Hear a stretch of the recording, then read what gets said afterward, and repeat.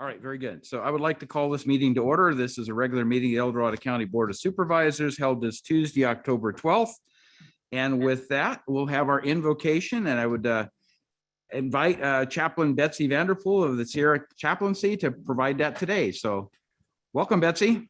Great, thank you so much. It's a privilege to be here. Would you join me in prayer? God, thanks so much for this beautiful day. Thank you for the privilege we have to lead, to serve, to be part of El Dorado County. And so God, I ask that you would help each of us in this meeting, guide us with wisdom and understanding beyond ourselves. Lord, because we're part of something greater than ourselves. Everybody here represents a very important part of the county. And sometimes, God, things seem to be in conflict. So I pray for unity, that we would be working together for the greater good of the county, and that we would be able to understand each other well. And God, that we would just have wisdom and discernment to make decisions that will impact the future generations for the better. We ask all this in your strong and mighty name. Amen. Amen. Thank you, Betsy. Really appreciate that. So we will move to the Pledge of Allegiance. Supervisor Turnbow, please lead us. I pledge allegiance To the flag of the United States of America and to the republic for which it stands, one nation, under God, indivisible, with liberty and justice for all.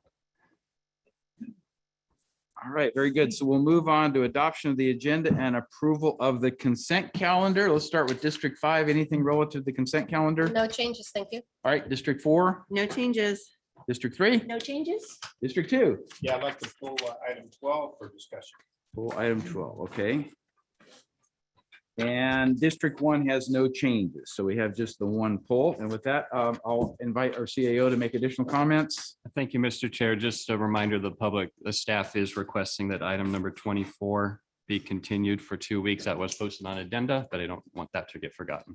All right, very good. So with that, Kim, if you'd please open it up for public comment relative to the consent calendar. Now taking public comment on the consent calendar. Individuals will have 3 minutes to address the board. Public comment will be taken first from those participating in the boardroom and then from those participating through Zoom. For those participating by Zoom, please make sure you unmute yourself when called upon. If you're joining the meeting by phone, press *9 to indicate a desire to comment. If you're joining by Zoom, press the raise hand button. Please voluntarily state your name for the record. And please identify what item on the consent calendar you're speaking to for us so we can follow along with you and understand what the comments are. Good morning, Jonathan Gainsborough.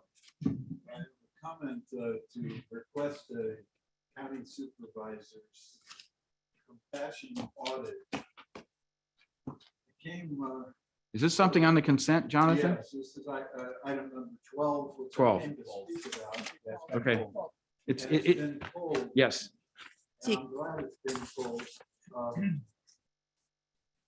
She can speak to it then, Jonathan, when we. Yeah, it's going to discuss come that up quick. item. We're going to cover that right after we get past the approval of the agenda. So will it be discussed Yes, yes, this morning yes, Yes. with staff inputs, et cetera. Yes. amongst all the public representatives here? Yes. Yep. And the ones on Zoom as well, or phone. All right, good, praise the Lord. Thank you. All right. Thank you, Jonathan.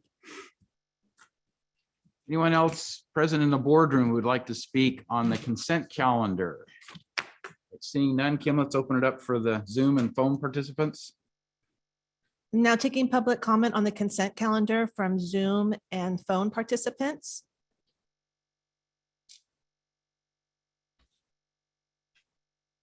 Now taking public comment from Tracy Doyle. Hey, good morning. I don't have an item on the consent to comment, but I just want to let you know that we couldn't hear Jonathan. His mic was not on for the Zoom. Thanks, Tracy. Okay, thank you. Thank you. Double check that. Got it. Thank you.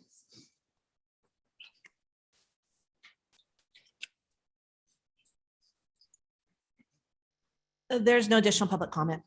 Right, with that, we'll bring it back to the board for action. Move approval of the consent calendar with item number 12 being pulled. Very Second. good. Got a motion and a second. All in favor, say aye. Aye. Opposed? Okay, motion carries unanimously. So Kim, why don't you read item 12 then, and we'll bring that up right now.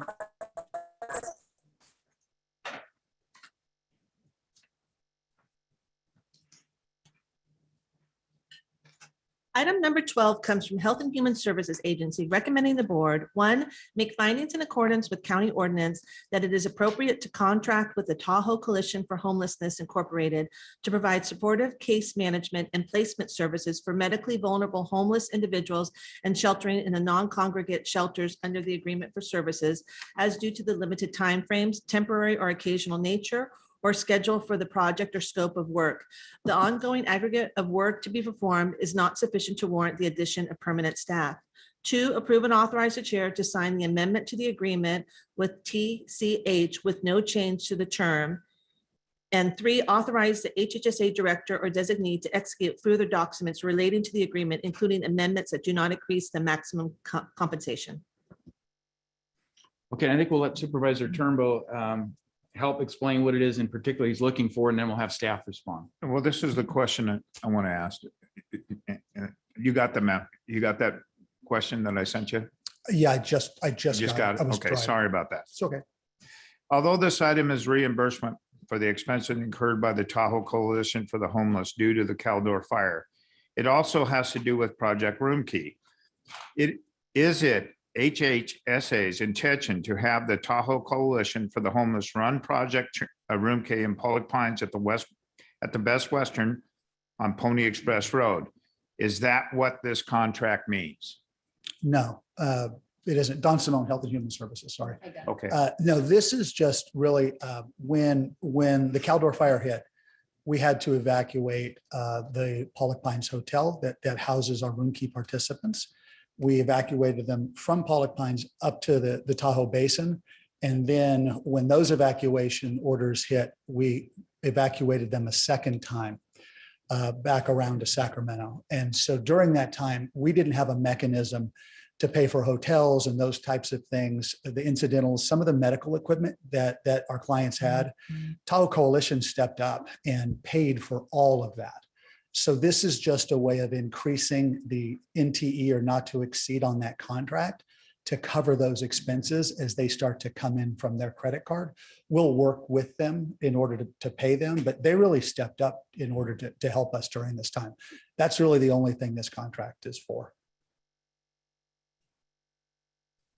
Right, any other questions by board members? Just a comment of, this was just seems another example of our community stepping up to meet a very fluid situation in times of need. And so just applaud the creative use and appreciate Tahoe's Coalition for the Homeless for stepping up and filling that gap. Yeah, Yeah. once again, they stepped up and it was, it was an incredibly stressful time.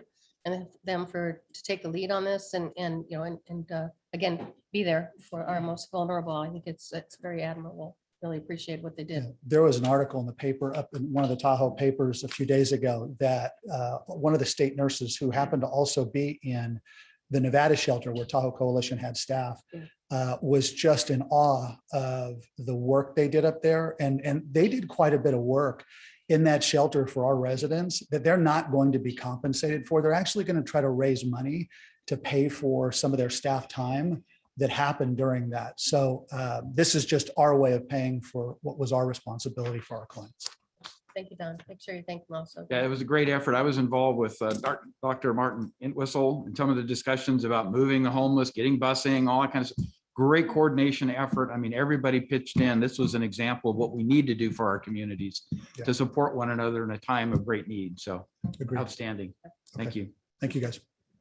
Okay, let's turn it over for public comment at this point, Kim.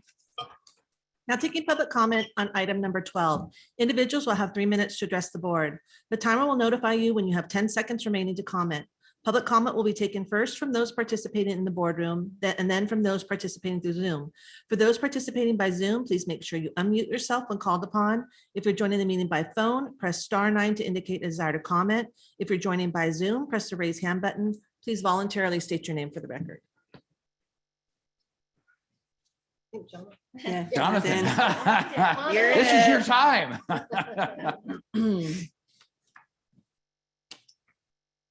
Good morning, Morning. Jonathan Gainsborough. This is the day that the Lord has made.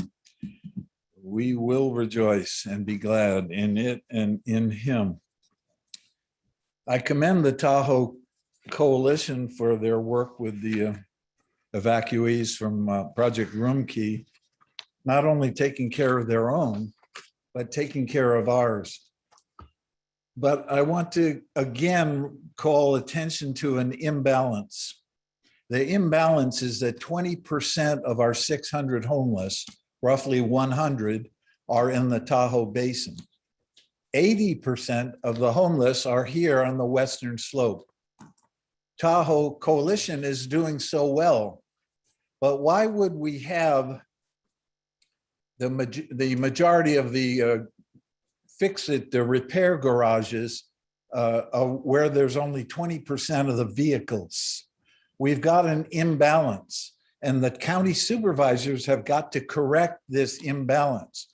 I've heard Daniel Del Monte talking about, I commend what DHS is doing, Department of Human Services, but we're missing not just the elephant, but the herd of elephants. We're going to have people dying in the streets on the western slope. The Tahoe Coalition has acquired 3 motels. They can house most of their 20% of the homeless. But what have we acquired? While we were spending $250,000 per month on the Pollock Pines Best Western to house 26 rooms, at best 50 people, at best 10% of our homeless. We're leaving 90% of our western slope homeless with no covering. We talk in the budget about services, but there's no talk of a building. The homeless outreach team is homeless. They have been for years. They're doing the best they can, but they have no place to work out of. How could you as county supervisors work your best with no building to work out of? You've got to have a building to work out of.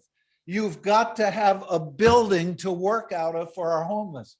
It is inadequate to think that the Pollock Pines Western, housing 10% of the Western Slope homeless, is adequate. I want to talk just briefly about the hostess concept. The sheriff leading a managed campground. It was a nice idea. It was a nice start. But with the traumatic mentality and the mental illness quotient, which is 60 to 75% of the homeless, I've dealt with them for 50 years. You can't have a dentist offering free services with no anesthetic. To have the sheriff leading a ministry to the traumatized is like a contractor building a house and building it with 10-penny nails and a sledgehammer. We need to look at the Shin Ranch. If you don't have the money, you can donate the land. There's 10 acres. Give the nomadic shelter, which is clawing the ground to put a shelter over our homeless. Give them a hand. Give them at least a 6 months temporary lease on Shin Ranch. They'll raise the funds and they'll meet the requirements, but they need you to step up. God bless you. Thank you. Thank you, Jonathan.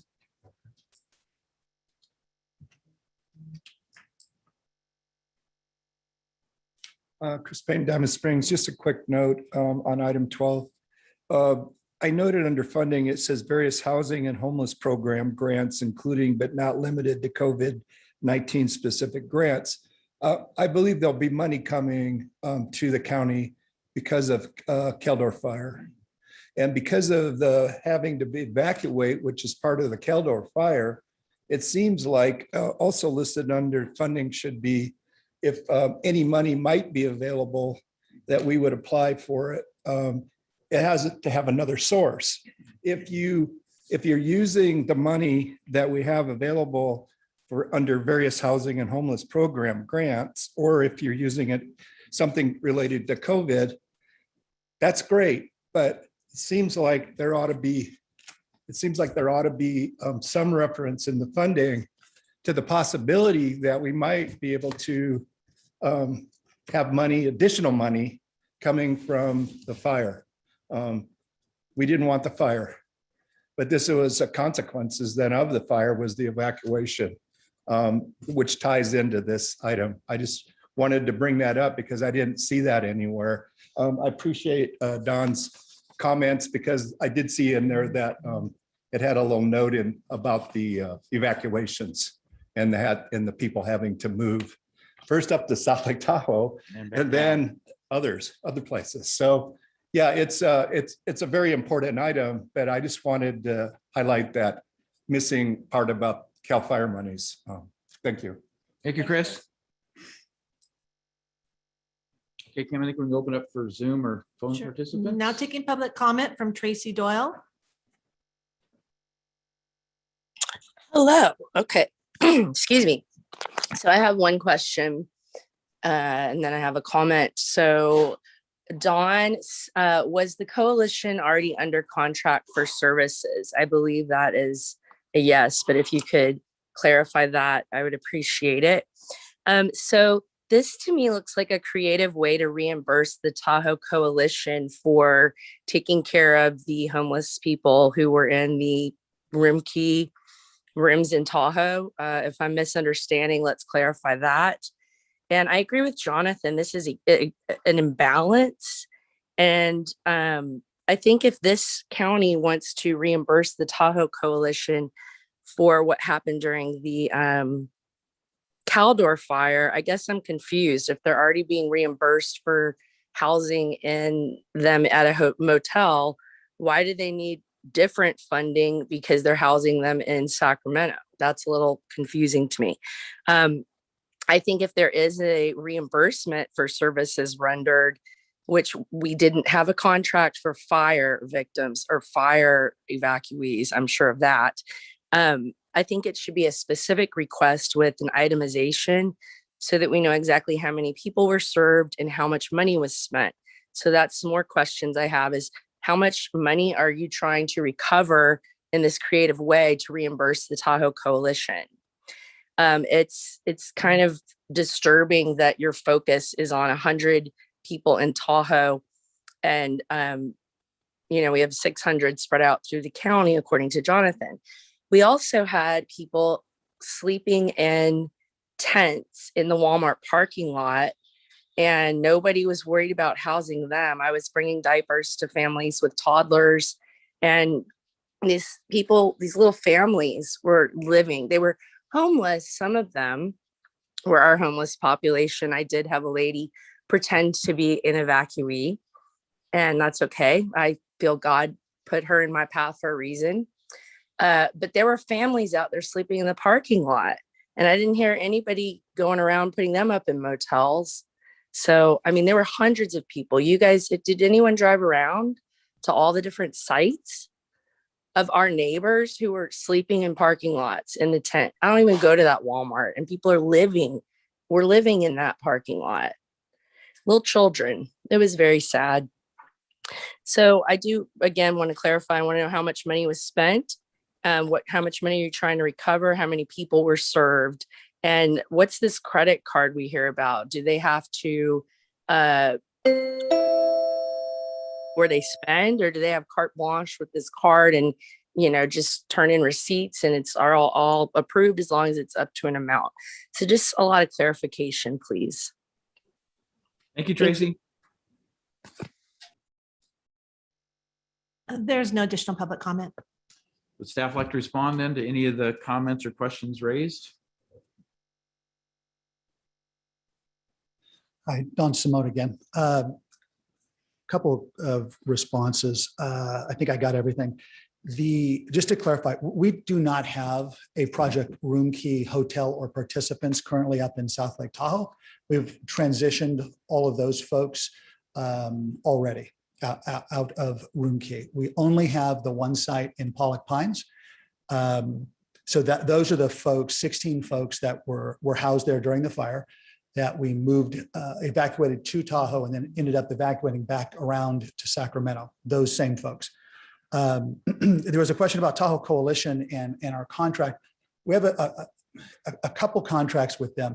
We contract with them to run our coordinated entry system.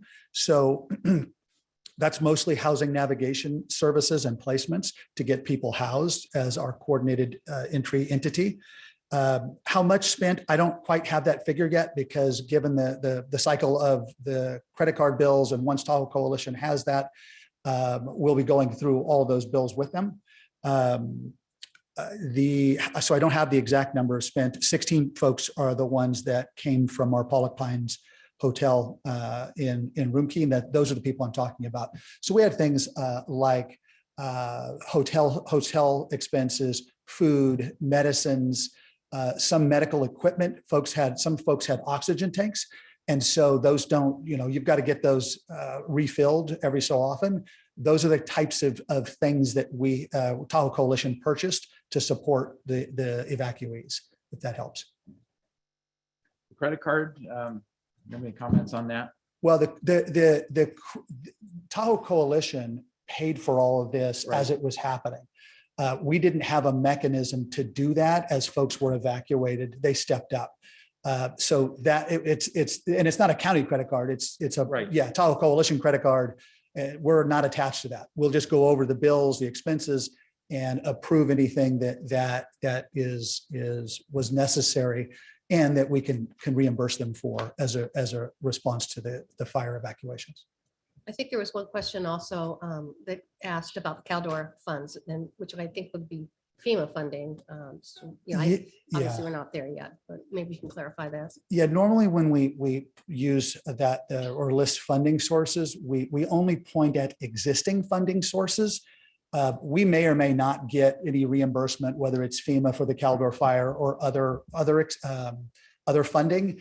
And if we do, then we can look at that, but we always point to the existing funding sources when we do the board items. But I take it you are going to be looking at that. Yes. All right, Anything that comes in, we'll look at. Yep, thank you. Don, I got a question. And this is what I've heard. It's my understanding that after the city of South Lake Tahoe decided not to work with the Tahoe Coalition for the Homeless in regards to Project Room Key. They decided to partner with the Tahoe Regional Planning Authority. Is that true or not true? Well, I think I don't know that that's accurate. Tahoe Coalition for the Homeless partnered with TRPA to put in an application for Home Key Round 1 last year. They were successful. They also have an agreement or an MOU with the city of South Lake Tahoe to work together to address homelessness up in the basin. So TRPA is the entity that partnered on Home Key 1 with them, but the city has partnered via an MOU to help address the homeless situation up there. That's what information I know. And what my understanding is that we were asked also that, but we didn't feel that it was a proper entity, that we were the proper entity. Neither did City of South Lake Tahoe. TRPA as the land use agency felt that they were okay with doing that. And what the coalition was looking for was a sponsor, basically an agency sponsor. So it seemed like the more appropriate path for the funding. So that was specific funding that came from COVID relief, and it was having to do with COVID patients type of things, a high risk patients. That's that Room Key program. So they just felt it was a better agency, and TRPA stepped up and approved that. But we had the same issue. We were asked and said no, that this was not appropriate, that it was more appropriate and better use of agency just to do that. So that's all that was. So was there any reason why the city wouldn't partner with them? Or? It was the same reason we didn't partner with them, is we felt that it was more appropriate for a different agency, and the other, like I said. All the it other needed is a agencies- singular agency sponsoring, right? Correct. Not a coalition of agencies. Correct, So they and felt Don- TRPA was the most appropriate. Don can probably give you a bit, but that's, yes, Yeah. that was the basic premise, was it was more appropriate for TRPA. And they were happy Yeah. to do that. I'd have to go back and look. I wrote a memo to the board recommending that we not participate in Right. Home Key 1. It really had it had more to do with the circumstances at the time. And I can rescind that. Yeah, I don't remember all the specifics, but it wasn't necessarily specific to just Tahoe Coalition. It was more of the circumstances, the requirements of that notice of funding, that we just weren't in a place given the pandemic to move forward, didn't have the resources, the timing, all of that stuff. It was timing that you had to have specific approval of something, and it just wasn't going to work for us. So, and the city, it just was truly more of a. I'm timing sorry, decision. Mr. Chair, Don Ashton, your CAO, I think we're off topic of the item. This item is specific to reimbursing for a Caldor expense. If the board wants to have further discussion on this topic, I would suggest we agendize it for a future discussion. That'd be fine. Okay, yeah, thank you. Okay. All right, so I think we have concluded the public comment, and so it's back to the board for any motion to move or approval not. of item 12. Second. All right, we have a motion and a second. All those in favor say aye. Aye. Opposed? Okay, motion carries unanimously. Thank you for that. And I'm assuming we want to move to department matters in sequence. So we'll take number 22. Kim, if you would please read. Item 22 comes from the Chief Administrative Office, recommending the board consider the following. 1, approve joining Golden State Connect Authority joint exercise of powers for the purpose of deploying last mile fiber. 2, adopt and authorize the chair to sign a resolution approving and authorizing the chairperson to execute the Golden State Connect Authority joint exercise of powers agreement. And 3, appoint 2 board members to serve as a delegate and alternate on the JPA board. Thank you, Mr. Chair. Don Ashton, your CAO. I'll introduce this item. It came to my attention probably about 3 months ago, where we were contacted by our CRC with their interest in establishing a JPA for the Broadband services. for the purpose of making reliable and adequate communication services and connectivity available to the benefit of rural regions. In Supervisor Parlin was aware this was coming as well in her role. It's my understanding as of today, there are about 15 rural counties that have joined the JPA. In reviewing the JPA, it seems beneficial to be a part of the conversation. A more regional, broader approach could leverage more money is the potential that's there. And there's really no risk to the county for joining this. There's a termination clause of the whole JPA, and there's also a clause that allows any member county to step out within 30 days notice as well. If for any reason the board would determine it's moving in a direction they don't want it to go. So we believe it's a prudent move to join right now. So I would ask that the board approve signing the resolution and also appoint a board member and an alternate to serve on the governing board at RCRC for this purpose. And I'll ask Supervisor Parlin, if you have anything else to add from your conversations with RCRC. You hit it spot on. It has been said at RCRC meetings that El Dorado County actually was quite the leader in the broadband effort in the state, which was really great to hear. However, with this new JPA, we definitely want to be a part of it and either be supportive or reap the benefits, whatever comes out of it. RCRC has a lot of resources, and I definitely want to be in on those conversations so we don't miss out on any opportunities. So, yeah. And County Council did look at the JPA agreement and said it looks good. So I'm going to trust in that. So I would really love for us to participate and approve this. And when I'd like to be that member too on that. Forgot about that part. I forgot about that part too. District 5, is that button? Yeah, Sue? thank you. Thank you. Yeah, no, I just had a question on the demonstration project part of Yes. it. Yep. Can you go in, or is there someone that can give me a little bit of background on that? You know, we had talked about a demonstration project because we had that study done. That was so great. What a great timing that was. Great timing because we already are set, ready to go. Is there any movement on that, Lori? And maybe you can. give me Not that an I'm idea. aware of, but we do have a meeting tomorrow.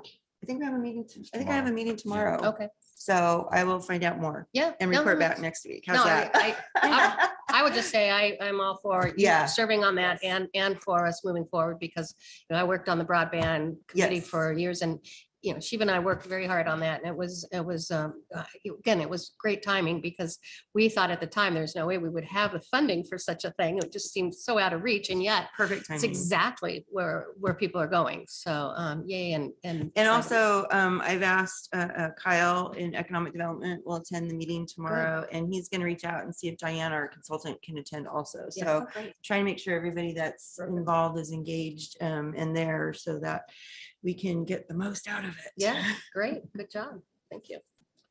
So I have a question relative to staffing at RCRC. Are we looking at creating a separate part of the organization? Because I'm thinking Pioneer Energy JPA, and it started with relatively small staff. It's grown as the organization grew.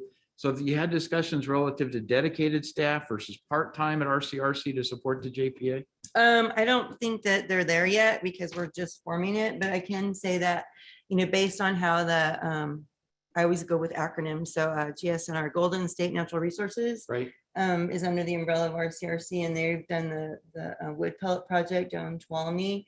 It kind of starts off like this, and then like you're saying, it seems to grow into an entity of its own. Right. And so I have a feeling this will go there, but I can't say for certain. But yeah, it's just getting its feet on the ground. So Okay. yeah. I can maybe add to that a little Yes. bit, just to further Supervisor Parlin's comment. I think that's spot on. The agreement itself provides that the JPA board will essentially contract with RCRC to administer the JPA agreement. It provides that the RCRC's executive director, I think, will serve as the director of the JPA. Okay. Similarly, RCRC's treasurer and auditor will perform a similar function for the JPA. So I think that it is essentially going to share resources with RCRC. And perhaps if it gets to the point where it requires a more of an independent structure and a spinoff, certainly could happen. But as it's structured right now, it's administered through RCRC. Right. Because thinking of the Southeast Connector JPA, there's an annual assessment that goes out to each of the participants. So we're just trying to get a feel if we might anticipate that. This is going to be a multi-year, obviously, Yes, effort. it is. And it is going to take a lot of dedicated time, I think, to apply for all the proper grants and do the sequencing, the prioritization, all those things. So I'm just, I guess, raising a flag that we might see at some point, an assessment that would come to El Dorado County, similar to all the other counties, but we don't know that at this point. Yeah, and as Supervisor Heidel, I asked some of the similar questions, and Yeah. right now the commitment is our CRC will staff and Right. bear all the costs. That's why I brought up the point about there is a way out Yes. if, Yeah. if the board at that time chooses to, without going down that road. Okay, very good. Thank you. Any other board comments or questions? Just a at this comment, point? that's, the timing seems, right for this, and certainly there's power in combined efforts, and just so appreciate all the work that this county has done before to set us up for success. And so appreciate you being willing to serve on this, Lori. Yes, absolutely. We got a lot of momentum built Yeah, up. we and do. so Yes, yes, we need to do. It's very Good exciting. timing. It Continue is. through your participation, that leadership role, because I think it'll give El Dorado County a recognition for some of the things that we get out in front of, as opposed to being passive and waiting for somebody else to take the lead on. So Yep. congratulations on that. So What, ahead. one more thing, don't forget the agreement also asks for an alternate. to right, the yes, end. we have to Yes. do that. Yeah, Yeah. yeah. Yes. I was going to take public comment first, then we'll get to that Yes. part. So, Okay. yes, John, absolutely. you're the alternate for our CRC? No. No, who's the alternate for our CRC? Well, you know what? I always What? forget, but I think it might be If I you. shoot, But that's terrible. there's days where I think it's George Yeah. though, so we might want to look.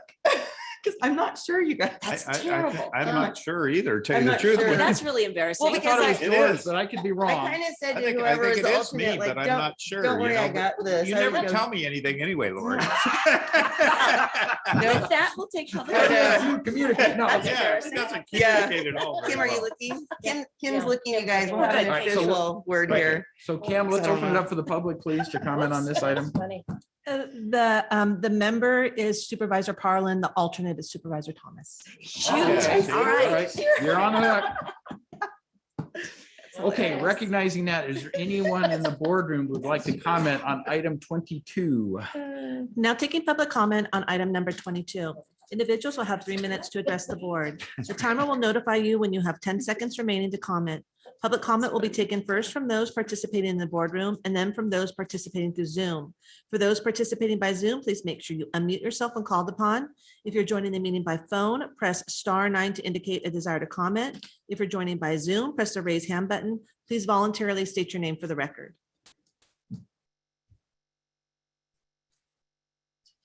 There appears to be no public comment from the boardroom or through Zoom. All right, then it comes back to the board for appropriate nominations and action. So So here's another question. Who's on, because there's well, there's many different ways we could go with this, but who's on the broadband ad hoc at the county with me? I can't remember. It's you and me. Yes.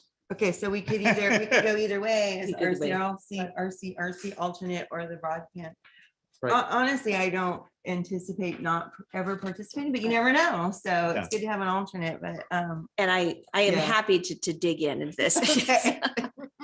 That's the thing. So are you guys comfortable with that, or Yeah. what do you think? Yep. Okay, we'll just keep it like with our All right, RCRC sounds good. reps. I think Is that that's a a good motion? idea. Okay. That is a motion. I'll second. all right. So is it clear? Kim, would you read back the motion just so it's clear? Motion made by Supervisor Parlin, seconded by Supervisor Novacell to approve this matter and appoint Supervisor Parlin as the delegate and Supervisor Thomas as the alternate. Excellent. Very good. Okay, so with that, all those in favor say aye. Aye. Opposed? Motion carries unanimously. Very good. So Kim, we're on 23, if you would read that. Item 23 comes from the Chief Administrative Office requesting the board, one, provide $130,000 from the Caldor Fire Reserve Fund to the El Dorado and Georgetown Divide Resource Conservation Districts to offset the cost of the Caldor Fire recovery efforts, and two, authorize the Chief Administrative Officer to execute a funding agreement. So, Mr. Chair, Don Ashton, your CAO, I will take this one as well. One point of clarification, while the title does say the El Dorado County Reserve Fund, that was written for the public to understand, but in budget terms and Budget Act terms, want to clarify the funding is coming from the Caldor Fire Relief designation, which is in the funding section. But I had a conversation with the auditor. We want to make sure it's clear, the board's understanding is coming from the designation, because there is no official reserve for Caldor Fire. The purpose of this item is, there's a lot going on with the recovery efforts, and I've been leaning on Mark Egbert pretty heavily in his expertise when it comes to all things forest, from removing dead trees to repopulation. He's one of the leads in working with the water agency to stormwater runoff and all those things. And with that, there's, in addition to CalDOR relief money that could be available for public agencies, there's a lot of grants available as well.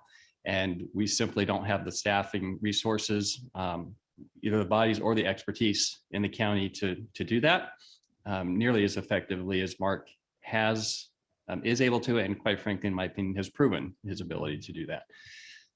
He needs resources as well. So this is a mechanism to provide, I asked him for a proposal of what he would need to have that support. It's one administrative staff position. I didn't want to spend the time crafting the funding agreement if the board wasn't interested in providing the funding. So it's coming to you a little in advance.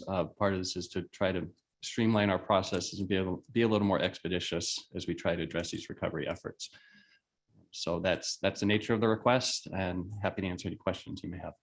Right, well, it's a plural here on Georgetown RCDs. How many? I'm not familiar with that. How many are there?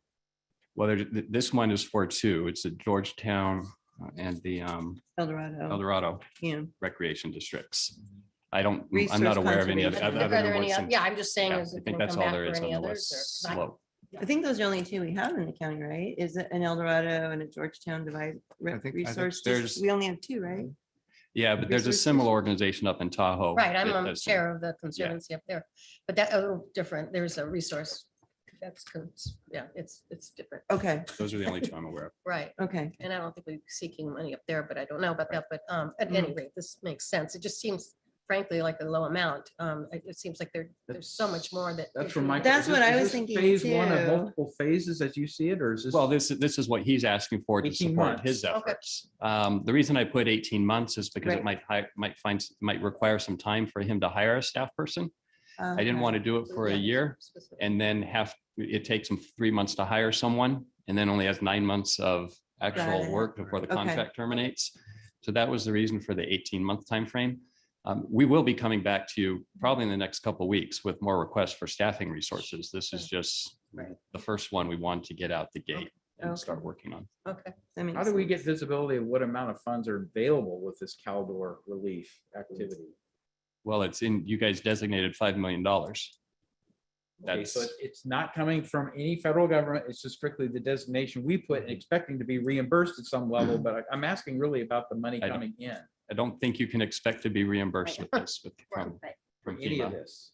FEMA typically only authorizes reimbursement for extra help or limited term people.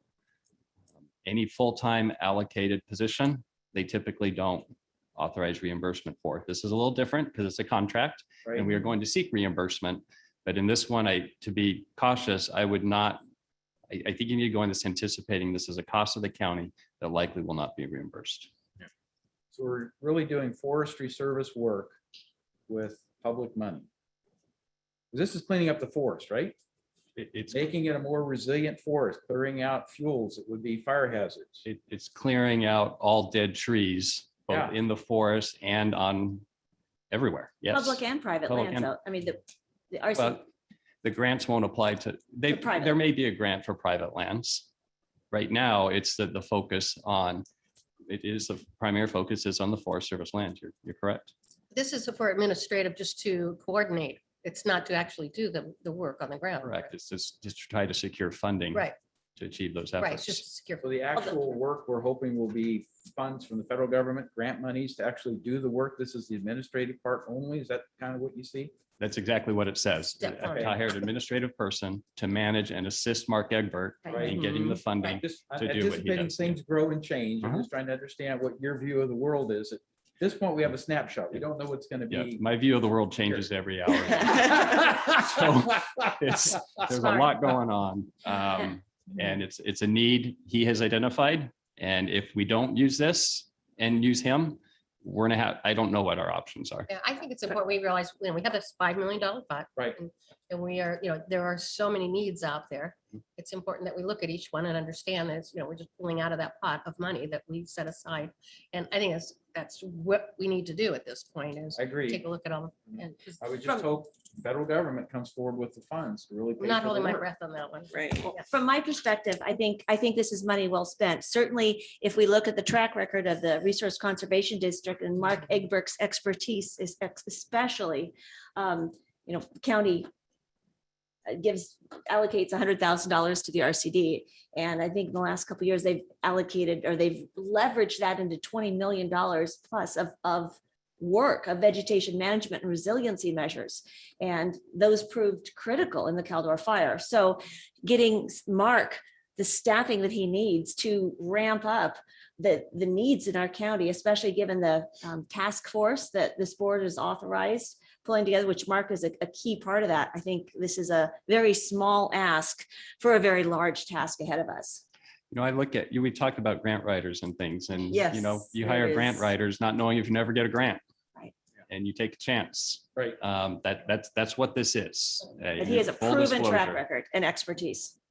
Because I'm just concerned if we don't do this, then we're not going to have the staffing needed to look at all the options out there and the follow-up that's, required and all that. So we don't want to understaff and stress everyone out.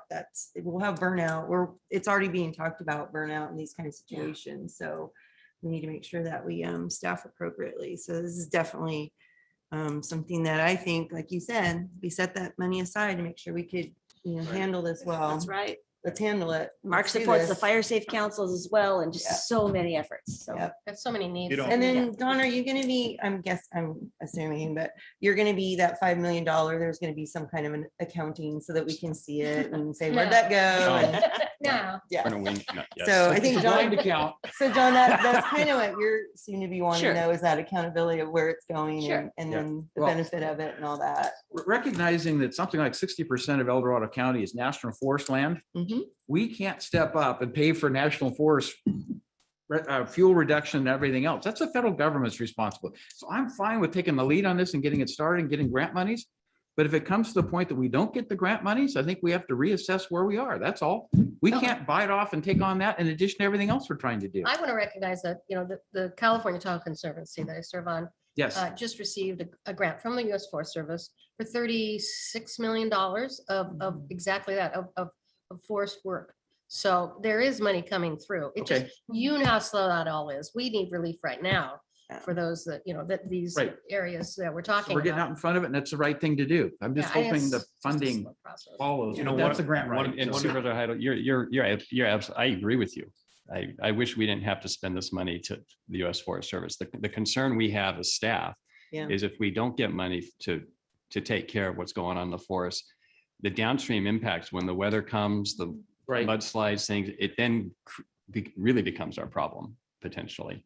So There's no time. that's the We pay the challenge. penalty, yeah, Yeah. if we don't get out in front of it. So, okay, Well, very one of the good. Biggest thing is the RCD has done a great job. They really have. And Mark is a phenomenal person as far as I'm concerned for all the work he's done, especially around Iron Mountain Road and Sly Park. And we got to do something to prevent these, especially these areas like Georgetown. That's could be the next Grizzly Flats. It's very possible. But you also have areas that are in the other section, that Grizzly Flat that didn't burn. So, I mean, teaming up with him and his strategy and stuff that could put it out to prevent these, areas from being burned is a great thing. And what he did up at Sly Park, that fire saved Sly Park. It really did. The residents up there for all the work that he's done. Yep. But also I encourage that every one of you right here on this board, we had a previous board. We adopted an agenda item in 2014, basically putting pressure on the Forest Service to clean their property and make sure they do good forest management. It's never happened. I encourage every one of you in the board to pull that agenda item on 2014 that we all, the previous board voted for 5-0. So I would encourage you to look into it and stuff, and maybe we need to take that agenda item and run with it. So anyway. Well, that was my point of saying they are doing some work. Yeah. But there are parts of Christmas Hall that were saved because of the work they did between 2014 and this last fire. So I will say there has been some success. It is a slow process though. Very good. Seeing no more board comments or questions, Kim, if you would open this up for public comment, please. Now taking public comment on item number 23. Individuals will have 3 minutes to address the board. The timer will notify you when you have 10 seconds remaining to comment. Public comment will be taken first from those participating in the boardroom and then from those participating through Zoom. For those participating by Zoom, please make sure you unmute yourself when called upon. If you're joining the meeting by phone, press *9 to indicate a desire to comment. If you're joining by Zoom, press the raise hand button. Please voluntarily state your name for the record.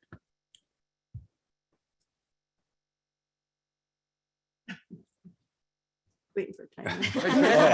You're on. No, I You just wanted to make sure started, you would've got more she was time. okay. Chris Payne, Diamond Springs. Also, I'm on the board of the El Dorado County Fire Safe Council as being a founding member of Patterson Ranch Fire Safe Council. Why is that important? Last meeting, Mark Egbert spent pretty close to a half an hour speaking about all of the work that they're doing. And that's unusual because Mark's so busy sometimes he only has 5 minutes to give us to tell us, but he felt that it was important enough in order to be able to at least let us know, because we have 30 or 40 people that are participating on a meeting to meeting basis, some by Zoom. Well, we haven't met in person yet, but we're going to at one point here. What I wanted to say, I would complain if I didn't feel that the staff report, in this case, the CAO's own report, was adequate, but in this case, it is adequate. So I want to thank him for a very thorough discussion. Some key things that I picked up: the RCDs have taken the lead on forest recovery team efforts by working with the Forest Service Burned Area Emergency Response, which is BEAR, the CAL FIRE Watershed Emergency Response Team, which is WERT, and the Emergency Forest Restoration Team. The responsibility of coordinating these groups has been undertaken by the RCDs.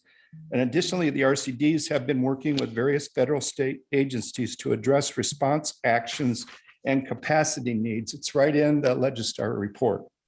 I did want to also say the scope of the work for rebuilding process will far exceed the skill and capabilities of this additional administrative support staff. My understanding based on the item is that this is going to be a person hired by the RCD. You're going to be funding it through this money. Now, I did want to add, the RCDs are also pursuing additional funding, which would provide a technical team members to assist in the implementing rebuilding process. So there is a larger cost to this. This is one position. Additional positions are going to be needed. The CIO has brought up that this is a broad effort. So this is a first step. I would hope at some point RCD would know, yes, the Board of Supervisors is very supportive of this and will do anything within its means, county government, to be able to make this all happen. But there's all these steps that need to be taken care of in order for this thing to be successful. And I'm speaking today not for El Dorado County Fire Safe Council, but for Chris Payne, Diamond Springs. Thank you. Thank you, Chris.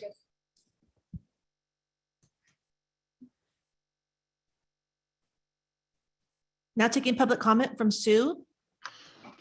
Hi, Sue Taylor. First, I want to say I support this item. I think Mark's probably the most qualified person to coordinate this. But it brings up some questions that I had.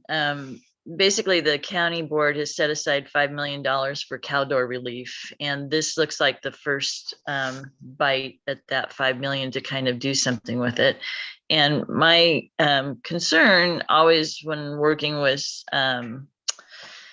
the forest management issues is most of the grant funding seems to go to public lands, not so much private property issues.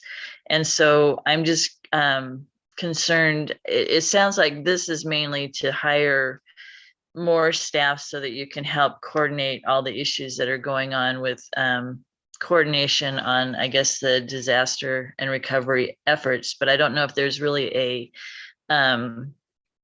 I don't know if the board has actually decided we have $5 million here for Caldor relief. Are we just gonna have people start applying to use that money, or are we gonna have a more coordinated effort to say, here's our biggest needs, here's what we need to do to get people back on their feet?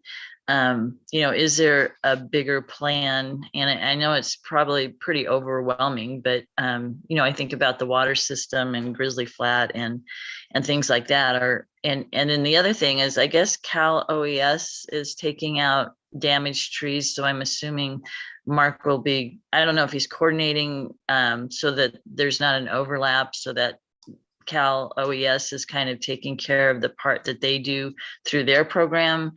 I just had some questions like that. And I've always, it's really hard with the way the Forest Service has gone now, that when I brought this up at a previous meeting, that the, in the old days, you could call up the lumber mill and say, I've got some 100-foot trees, and they would pay you to come take them. You don't have that option, property. The county's always on people to clear their property, but property owners no longer have an avenue to remove 100-foot trees. The bark beetle is now attacking our area again. And there's a big question mark of where do we get help to remove such trees as this? So I'm excited that you're, giving this to Mark to start with this program, but I'm just curious if this is just for more public lands, or will there be help for those that need a private land? Thank you. Thank you, Sue. There's no additional public comment. Staff responses? Yeah, thank you, Mr. Chair. Ms. Taylor raises some outstanding points and questions, and those are gaps on the private landowner pieces. That's just a reality. If grant funding becomes available for private landowners, absolutely. This position and Mark are willing to help with that. Mark and my office are on calls weekly with Cal OES, Sierra Nevada Conservancy. I don't have all the names here off the top of my head, weekly, to talk about forest clearing, forest health, forest replanting, all those efforts, what to do with all these trees. There's no demand for the trees. So where are we going to put all these trees that are cut down? And that dovetails into biomass, which he's been in conversation with Greg Stanton. So it's a spider's web of a lot of people helping and trying to keep it all coordinated. The private landowner is a gap. And this $5 million, at least from my understanding, it was primarily to hire staff to assist with the rebuilding efforts.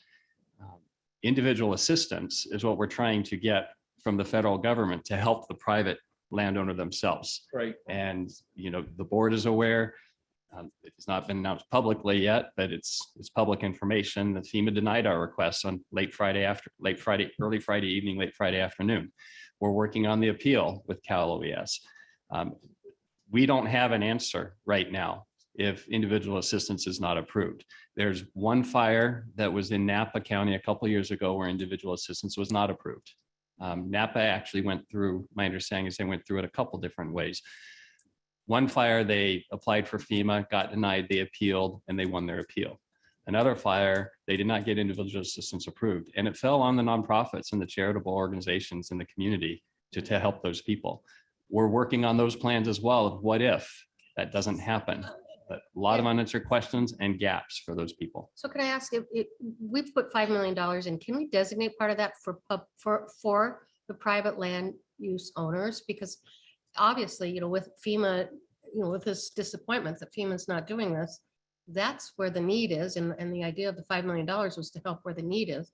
And that's immediate need. Our private landowners, there's difficulty there. Is there a way for us to do grants, to help them at this point, knowing we have that pot of money? So yeah, you can, absolutely, you could. I'm going to caution against that right this minute. A lot of the private owners, they want to get their building permits done and get to rebuilding. We're going to have to hire staff to be able to process all those. Well, maybe if that's what it is, then that's what we need to do. We're giving staff to RCD, maybe we should give it to our Well, I- be able to use it to I ourselves. think As we're gonna have that's to do coming in a all of couple of that. weeks. We can't, we Yeah. just don't have the people to get everything to you all at the same time. Yeah, and I So- realize that. I'm just. So I did authorize departments. We, last week, we received requests from all departments of what staffing they need. County council had a couple. My office had a couple. Planning and building had a lot. We're going through all those and went through those with the OES team and the EOC team. And I did authorize recruitments to start happening for extra help people to get those going. No money will be spent until the board approves it, but to keep the process going, I did give that authorization. And also with extra help, there's reasonably strong assurance we get reimbursed from FEMA for those costs. Planning and building has a request for a number of permanent allocated positions because they see this taking multiple years. That's what we've learned from other jurisdictions. That's gonna be a separate conversation with the board, but that's where that 5 million would come into play. Well, and I mean, Sue brought in a good point. That is the prioritization. You know, I think we still need, as a board, to make it clear where our priorities are and to list that. And if that's conversation we have when we talk about employees, so be it. But I think it's important. We really haven't had that discussion on, you know, where we would separate if we could, if we had a choice. Would we put $1 million towards, you know, towards RCDs, or $1 million towards our private landowners that need the help? You know, where would we prioritize? Which is something we do with the budget. We haven't done with this pot of money specifically yet. So I just think that would be a good conversation. Right. Yeah. Um, I think we're gonna have that conversation. It's You just know, a little Mark- premature. Mark is online. I was just gonna say, Mark has his hand raised. Oh, he's got his hand up. Let him speak. Can I Okay. just make one more comment though on the Okay. fact, I mean, when we've run some numbers for how much individuals, if individual assistance is not approved, the biggest need out there is long-term rental assistance. I mean, that's the biggest, that would be the number one priority because people don't have anywhere to live. Right. But we have 700 homes that were Right. destroyed. If you have 700 homes and we allocated $20 million, that's like $28,000 per person. Well, but- And so my point, the only point I want to make, 5 million is not to go anywhere to addressing. It can all the- help, though. We're not going to be building homes. That's not what the county does. What the county can do is to help those in need by giving them some support. You know, obviously, like I said, you know, we can't do everything. We certainly can allocate funds for support for those that need it. And that's my concern right now is why don't we do that? And I know it's a different conversation, perhaps, or a longer one, but I think that is important for the board to decide where those priorities should be. And I I think would one of just, the- I would just argue this is for that, because if people can't get their building permits and their well permits, they're not going to rebuild. And And- that's where additional staff are going to come in. Yeah, well, And I I think- think that we went there. I think it's been challenging too, because we don't quite know what the needs are. It's been changing so rapidly, and you know, whether FEMA comes through or not, or whether our appeal, that will impact how we spend money. So I, you know, completely agree that it's important for our board to prioritize and have a policy for how we spend money. But once again, this is so fluid that I think it's good. This is a good step, and this, we will continue to Oh, yeah, no, evolve in that. I'm not disagreeing with what that. we're doing today at all. So- I totally agree with this. I'm Mhm. just, I thought Sue brought up a good point in that, you know, where are your priorities? You should be prioritizing like we do with the budget, and that's a conversation to have, because I think there is perhaps a need for rentals, you know, whatever it is, and we could do grants, you know, to help people. It's not going to give them permanent housing, but will help them temporarily. And I think that's probably what we're hearing most of, and I'm hearing most of my constituents is, you know, how do we help right now? But there's So- very few rentals available unless you're gonna bring in trailers. I mean, that's Well, the bottom line. We don't have the so rentals to put here- people in. Here's what I'm gonna ask, and I know this will be kind of interesting. I use the word interesting when I don't have a better adjective. So when COVID first came out, and it was just came and hit the county hard, and there were so many pieces, and we had to make decisions. Every board meeting, we had an agenda item to talk about and make sure we all had the same information. And I'll be honest with you, I'm probably the least engaged out of everyone because it's the furthest from my district. So I don't have a lot of the information that some of you have. It's just a fact. And I'm just wondering, and with so many different organizations and agencies involved in this effort, and it is very fluid, very fluid. I'm just curious and wondering, I know it would be kind of a big lift, but it might help us in prioritizing if we did have an agenda item so that we got so that everybody got the same information, where we are with things, what we need. Is that unrealistic, Dawn, or? is Well, we've that- talked about it. And as I said, in the last to and from, starting the end of this week, you're going to get written reports out of the EOC of where everything is and what all the teams are doing. Okay, I mean, from our perspective, we're moving as fast as we can. Right. From others' perspective, it's not going fast enough, and I recognize that.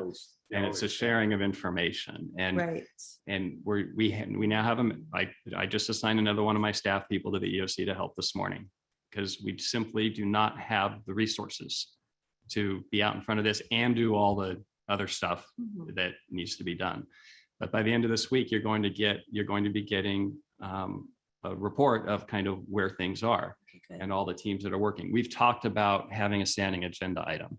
The concern we have is the staff time that takes. Sure. How long did these COVID items take that we had staff sitting to answer questions, listen to the public talk, which I'm not dismissing, that's important. We have to figure out that communication piece. Right. But the people who would be doing that are the people who are working 60 hours a week right now, Already. trying to keep up with everything. So that's what we're trying to figure out. I like your idea though, at least because knowledge is power. And if we don't have the knowledge, understanding what's going on, Mhm. then we can't help our constituents who really need that. So if there's some way to do a Right. report, it doesn't So have to be a huge. Is What there any about- reason why the CAO update, you can't provide us just a little bit of a more detail without having an agendized item of what the progress has been to give us some, weekly, so to speak, feedback on this? Whatever you guys prefer. I like that. Or what about, just like the Caldor, we got daily updates on the Caldor fire. What about a written report, once a week when on a board meeting on a consent item? Could be on consent. Just a report. And that you just, maybe there's a certain form that EOC puts out that they just update. It's totally up to you guys. My caution it. about putting on consent, it will get pulled. It and then will we'll get talk about pulled. it for 2 Yeah. hours. There's no point in doing that. I'd rather make it honestly. informal now and formalized as it becomes less fluid and we get some things anchored down. Are we going to get the individual support? To me, that's the biggest question out there. Mhm. Because how we spend this $5 million is going to be heavily driven by that. Mhm. When you get beyond that, then it's what is we do for the forest management part of it, and how much can we really facilitate versus relying on other funding streams? Because we got $5 million spends really fast in this Yes, county. It does, it does. You blink and That's it's my gone. concern. So we have to be cautious and judicious in how we allocate. I think that's why my mind was going into grants, little mini grants like we did for the businesses during COVID. If we do mini grants for, But when you talk about tree removal, I mean, any given tree can be $1,000, $1,200, $2,000 to remove a $5,000 tree. $5,000 to remove a tree. Yeah. Yeah. It spins fast. I have a You're right. chainsaw. No, I'm Yeah. kidding. I'm kidding. You don't want to see that. It's ugly. I do too, but I don't want to take it down a 100-foot tree. That's No. not my, not my And it depends wheelhouse. on are you talking about trees that were damaged in the fire? Are you talking about like what Sue Taylor was brought up about, the defensible space and all that, and the new trees that need to be taken out? I mean, there was so many, and that's my point, is I feel like if we don't have an opportunity to talk as a board, look at all the questions that we have, and there's so many like the community foundation should really be in on this conversation. What are they doing? What are they raising? Crumbs on that. So, you know what I'm saying? I know it's a lot, but this is a huge issue and we're going to be dealing with this for a while. So Well, for the time it's being, if important you we're would just give informed. us some Yeah. comments on the Yeah. CAO update relative to what's going on with this relief funding and the activities. I think that will give us a better insight, and we can follow up and talk to you individually if you want more detail or A not. standing report would be good, that you just, Yeah. part of it, just give us an update on this relief fund particularly. And And it's just one way, basically. It's between you and the board. Does That's- The other thing I'd like to continue to understand are the deficits that are in our staffing. I'd like to continue to understand how, impacted each of our, not department by department, but to understand where the needs are. I think that's really important for us all as a board to be very cognizant of how hard and our staff is working and where they do need the support. Kind of starts with unfilled positions. So, Exactly. Yeah. okay, let's move on. I think I think Mr. Mark wanted to make a Yep. comment, right? Yeah. Mark, you there? I am. Can you hear me? Yeah. Please join the conversation. Appreciate it. Well, I appreciate this, and I do want to say that, whether the event is big or small, a lot of these things happen to bring people together in one way or another. And I think everyone's orientation and bearing is trying to come together for the common good of the communities. And I do want to say that is been led through the county. The county's leadership on the recovery actions has been very impressive and well received. I know the landowners or the other agencies that I speak with know that the county leadership is going to direct a lot of the activities that are underway, and especially those of what the RCD is doing. There are a lot of people doing a lot of different things. OES, the Forest Service, private landowners, there's a lot of activities going on, and trying to figure that out has been really, really important for us to coordinate activities and share information to make sure we're all sharing and using the same information. But we're also getting a lot of calls from private landowners that with 14,000 plus acres of private forest, non-industrial private forest lands affected. There's a lot of people that we've been meeting with, and we're collecting information and trying to figure out what the RCD can do and what others can do. I would be more than happy to come and present the activities that the RCD is doing. I've shared those with the county fire recovery team and with Don, and sharing how we are addressing capacity building issues through other means, working with the emergency forest recovery team, working with the Sierra Nevada Conservancy, working with CAL FIRE and other entities. And I think it's more than I can go over right now, but they are complementary to the county's actions today. They do support a long-term sort of approach to response activities, and they are dependent on the priorities that the county set. And so we're working closely with Don and his team, the forest recovery team, to make sure that those priorities are being met. And I will say with what Sue Taylor was talking about private lands, that is our focus. That is the focus of our recovery activities. And we also pledged that we are going to be leveraging money to bring into the community to help with those activities as well. And that's part of what I can bring back as far as information on a weekly or whatever schedule you guys would prefer. Thank you, Mark. Appreciate that input. So yeah, we'll all work together and try to communicate as effectively and take the appropriate actions at the appropriate times, but it's going to be a challenge. It'd be great to have a presentation from him to understand exactly what he's doing, so we understand where the money's going, number one. But secondly, Right. open it up to where else we need to work. Good. Yeah, that'd be good. Is that something we can schedule reasonably near term, Don? How long do you, sure. I mean, your board meeting, this is light today. Yeah. Your board meetings next few weeks aren't light. Yeah. So, but if it's totally, if you want it scheduled in the next few weeks, we will make Give sure him it 15 happens. minutes and see what happens. Good luck with that. It's going to be well for an hour because you're going to get a lot of That'll be a public, good one. public interest and questions, and that's appropriate. Might as So well schedule for all day, right? was it a special meeting? Is Well, it it could be, worthy yeah. of a special Yeah. meeting? A Yeah. special meeting. We want to do that. Let me That'd be perfect. suggest this. I will talk to the EOC team and try to, I'll give you up, you're going to get a written report this week. I will have updates during the CIO update section briefly.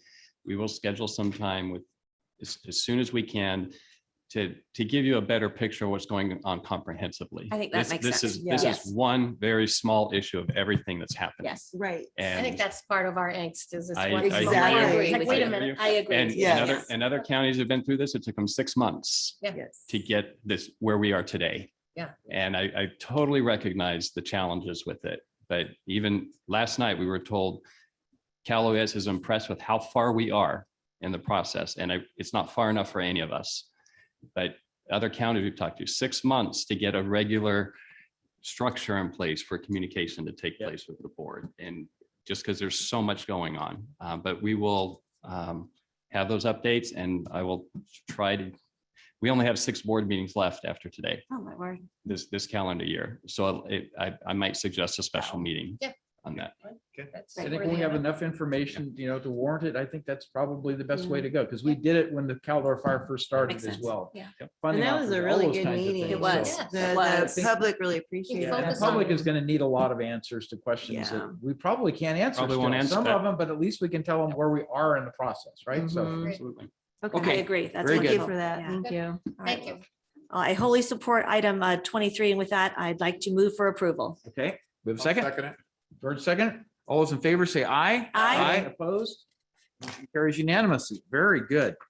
So with our 10 a.m. time allocation complete, I'm guessing we want to go to closed session items, and so we will recess into closed session.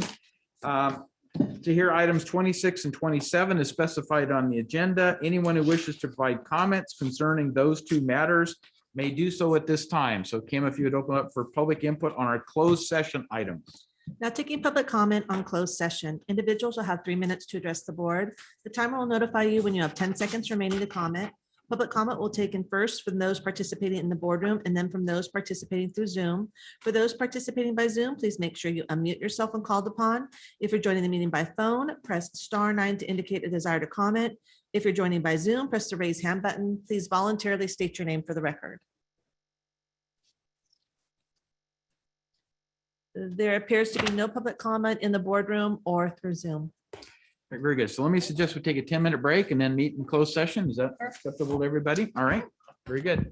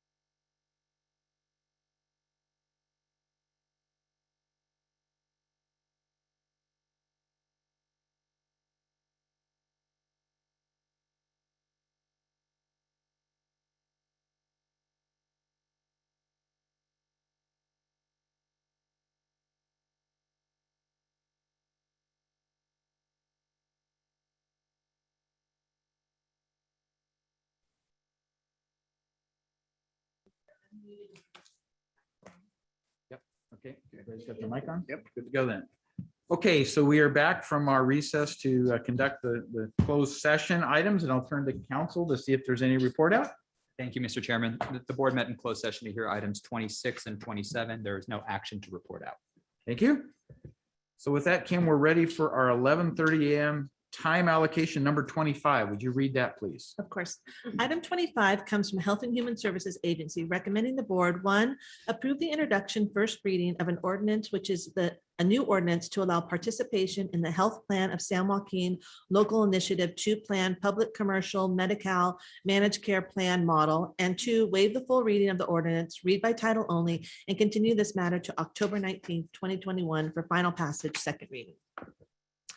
Good morning, board. Daniel Dalmonte, Health and Human Services. We've really got to do something about shortening the names of these different programs. So I thought, Wow. Kim, it's an amazing job you have. Thank you. True. We could go to acronyms, but then everybody's totally confused. right? Yeah.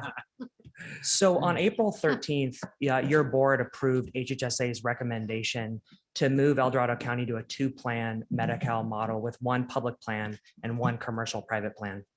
On August 31st, your board approved the second step of that, which authorized the drafting of a new ordinance to meet the requirements that the state has in place for us to join Health Plan of San Joaquin. As a reminder, HHSA's recommendation was brought to you after 8 stakeholder meetings with Barton, Marshall, El Dorado Community Health Center, Alpine County, looking at peer data from peer hospitals, health clinics, et cetera, to look at the financial standing and performance data from Health Plan of San Joaquin. And so in short, after the review of that and due to their solid financial standing and the evidence of their performance, all of our regional healthcare partners supported this recommendation. So the purpose of today's item is to conduct the first reading of a new draft ordinance, and that will allow us a seat for El Dorado County on the Health Plan of San Joaquin's Planning Commission. This first reading being completed today will also allow us to meet the state's timeline for incorporating Health Plan of San Joaquin as our public plan in El Dorado County. Thank you. Thank you, Daniel. Okay, any questions or comments from board members at this point? I just had a quick comment to say thank you for those memos that were keeping us apprised of this, because to me, it got a little bit confusing. We were in, then we were out, and then we were appealing and all of that. So thank you for those memos. It really helped a lot. Yeah, in particular, anytime you have a change, there's always this, consternation, angst about what does it mean, all those kinds of things. And I thought the memos did a really good job of getting to the core of that in terms of we're not dropping service, we're expanding, et cetera, et cetera. So I think that was very well evidenced by the memo you guys submitted. So again, I compliment you on the thoroughness of what you did there, because I think it helps the public to understand the details, which is important when it comes to medical care, right? Medical coverages. So thank you. I do have one question. Good morning. Can you refresh our memory as to what assurances do we have that San Joaquin will increase our providers in our area, which makes it easier for our folks to get service, especially to specialized care? Absolutely. So right now, Health Plan of San Joaquin transitioning to El Dorado would target to start in 2023. So there's a multi-year process that they're already beginning to build relationships with our hospitals, health clinics, providers, et cetera. They've already been going through these steps. The state has a rigorous review to ensure that they're meeting the state's timelines and having contracts in place, MOUs in place with the different hospitals and health clinics so that they're able to build the relationships, build the capacity in the community. And as we've shared in the past in a memo, public plans are shown to use less overhead for their operations costs, which leads to more funding being added in the community for more providers, more transportation services to get connected with healthcare and other services. So through that, combined with the due diligence process, the state's rigorous review process, they'll be positioned to integrate into our system in a few years. I think that's important to clarify for folks. So thank you so much. Appreciate it. Seeing no other comments from board members or questions, Kim, would you please open it up for the public's input? Now taking public comment on item number 25. Individuals will have 3 minutes to address the board. The timer will notify you when you have 10 seconds remaining to comment. Public comment will be taken first from those participating in the boardroom and then from those participating through Zoom. For those participating by Zoom, please make sure you unmute yourself when called upon. If you're joining the meeting by phone, press *9 to indicate a desire to comment. If you're joining by Zoom, press the raise hand button. Please voluntarily state your name for the record. There is no public comment in the room.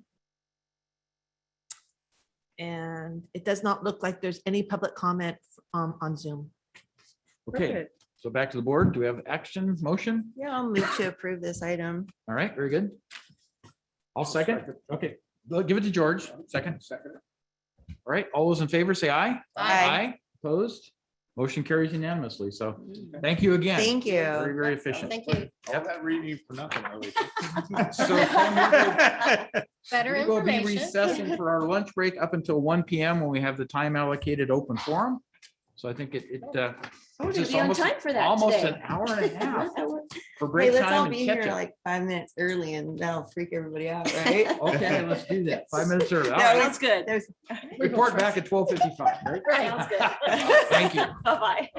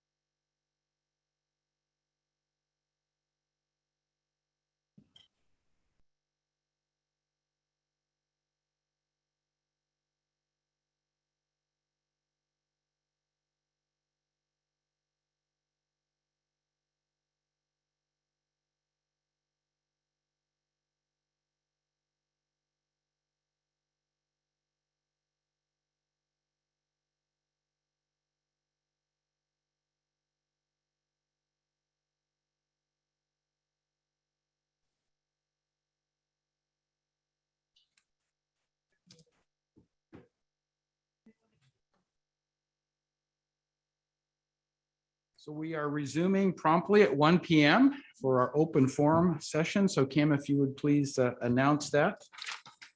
Now taking public comment on open forum. Individuals will have 3 minutes to address the board. The timer will notify you when you have 10 seconds remaining to comment.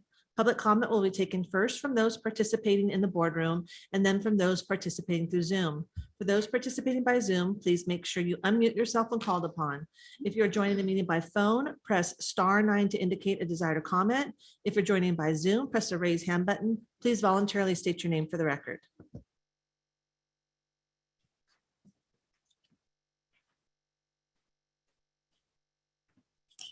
Hello, Ruth afternoon. Michelson. Good afternoon, District 4. I have a couple of different comments to make today. I think I'll take my first minute to talk about COVID. My next 2 minutes, I want to talk about that appeal we had a few weeks ago. So I was looking at the COVID numbers, and there is really an alarming rate of COVID among the Hispanic population. Take note that in our county, we have about 20% Hispanic, but yet cases are a little over 50% Hispanic, and deaths are a little under 50% Hispanic. That's 2.5 times the rate of that population. We have 2.5 times likelihood of getting COVID and dying of COVID.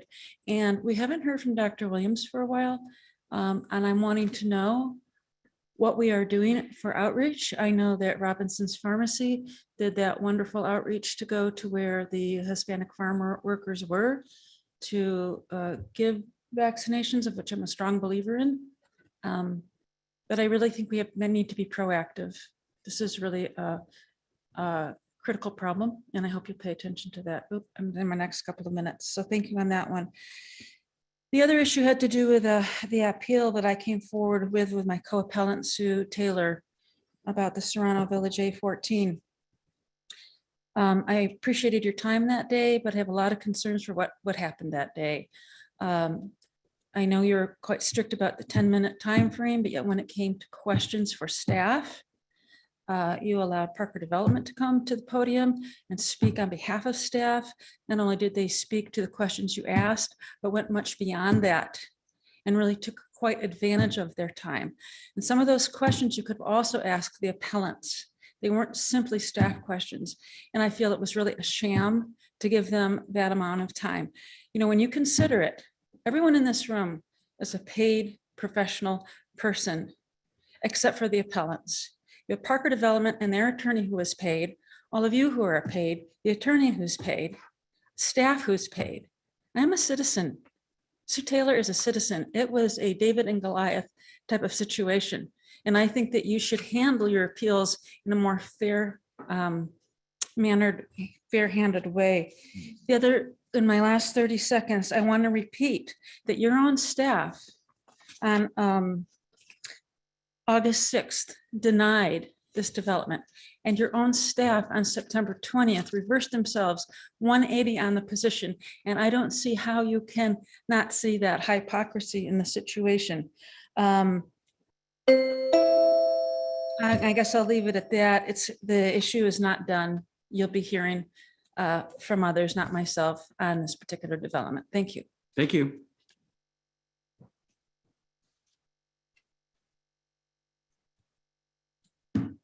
Mandy Rodriguez. Today is day 576 of 2 weeks to slow the spread. It's been about 1.5 years since I started actively participating in these meetings.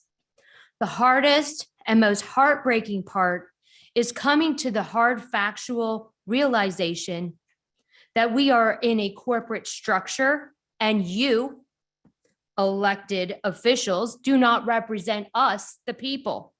You represent and work for the corporation known as the government. So when I speak, I'm not speaking to you. I'm speaking to the people listening. To those of you listening, I need you to hear me. Nobody is coming to save you, and nobody is going to save your kids. You need to stand up against this corporate government tyranny, and you need to do it now. Do it for yourself, your kids, and your grandkids. I believe that most of this county and this country are against these unlawful mandates, and they are no longer buying into this COVID garbage. I believe in nonstop civil disobedience.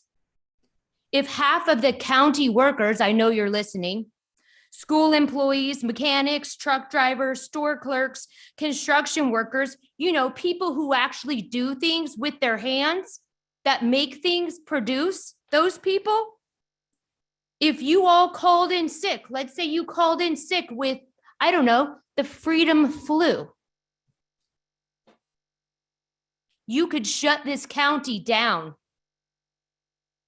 Please join us for a peaceful rally October 18th. Call in sick, pull your kids out of school, go to the state capitol 10 to 12, and then join us at the courthouse on Main Street in Placerville 4 to 7. Those who will give up their essential liberty to purchase a little temporary safety deserve neither freedom or liberty. Thank you.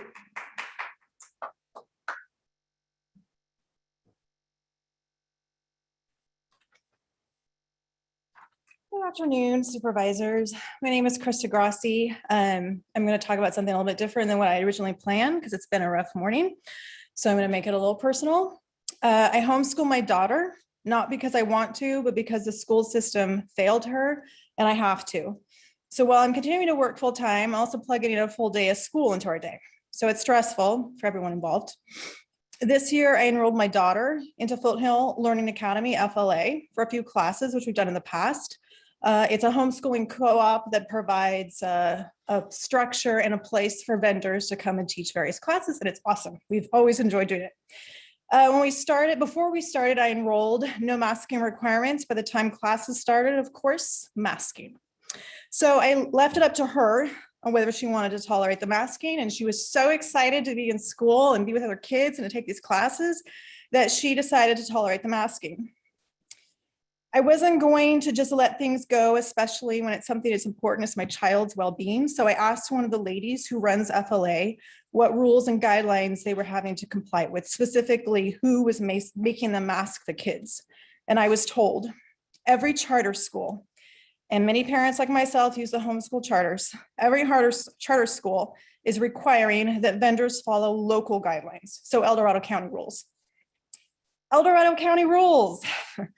Currently, the county of El Dorado, where classes are being offered, is following California state guidelines.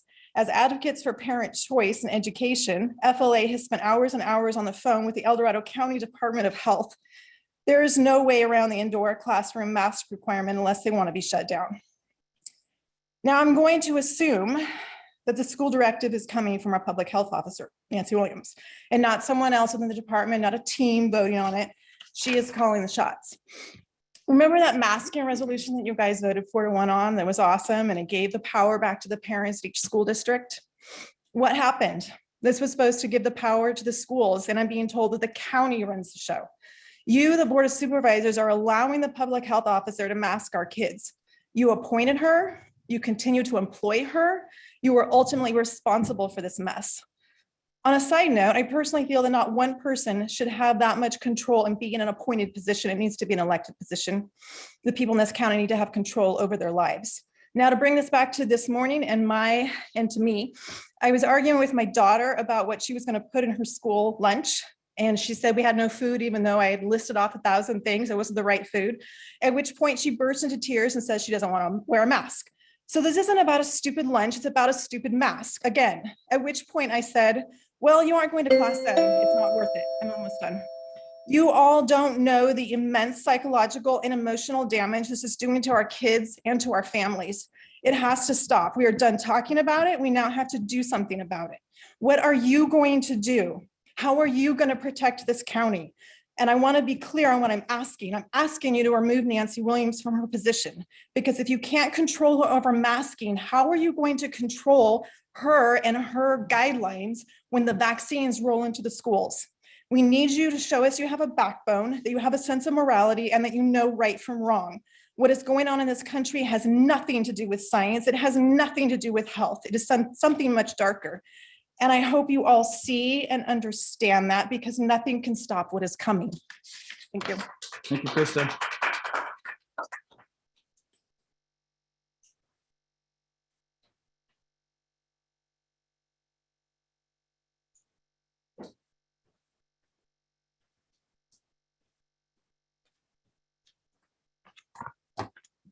Melody Lane, founder of Compass to Truth. I'd like to read a couple of definitions.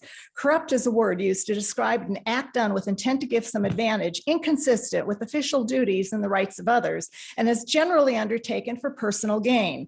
It is commonly used to refer to unethical or dishonest character or behaviors undertaken by someone who has been entrusted with authority. Government corruption includes a variety of activities, such as the offering or accepting of bribes, extortion, and the offering of jobs or other benefits to friends or family members, called cronyism. Diabolical means characteristic of the devil, or so evil as to be suggestive of the devil. Let those words sink in. They describe the true nature of the Taxpayers Association and their overt acts of fraud and discrimination in the deprivation of my equal benefits of membership. I'm speaking about Andy Nevis, Chris Payne, and Todd White colluding with Lori Parlin and other government officials to unlawfully deprive me of the blessings of freedom. Lori, I'd like your attention. Last week, the Mount Murphy Bridge was closed, so I joined the taxpayers meeting via Zoom. Chris Payne and Lori Parlin seized the opportunity to grandstand as they bloviated about the Mount Murphy Bridge closure. Since Andy had hidden the raise hand feature and kept muting my microphone, I submitted a request to address Speaker Joe Harn. When Andy finally permitted me to speak, he abruptly cut me off.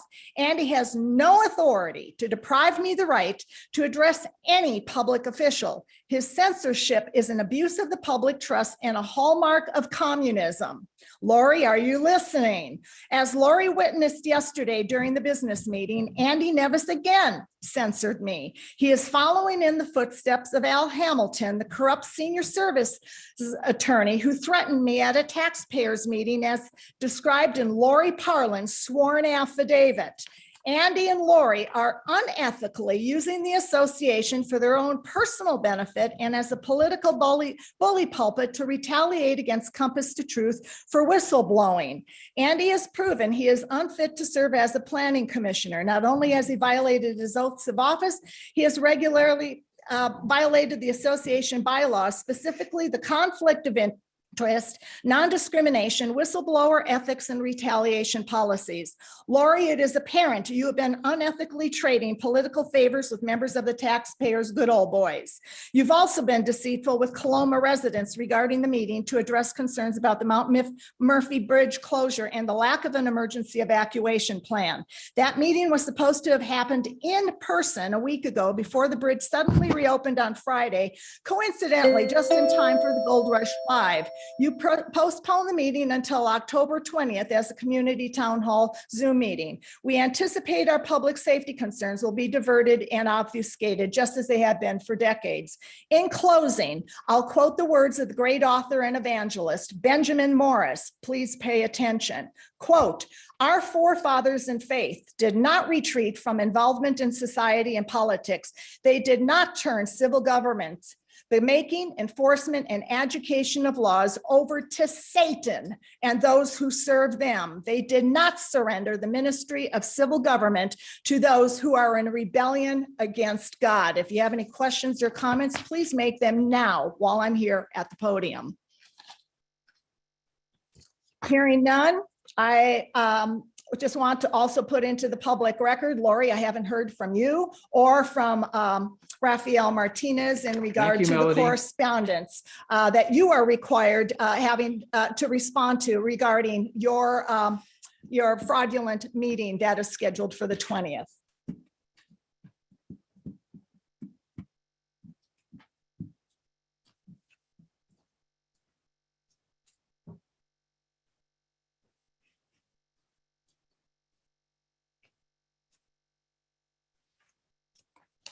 Good afternoon, Board and Chair.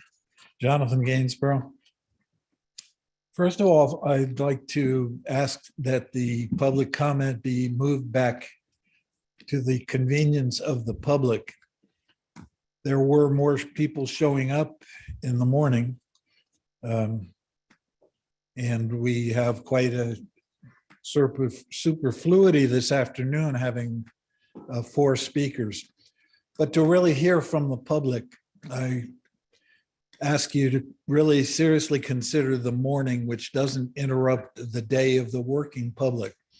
Not that you're not the working public, but you are the paid servants. I salute your $7,000 a month raise, considering that there had been no raise in, I think the number was 19 years.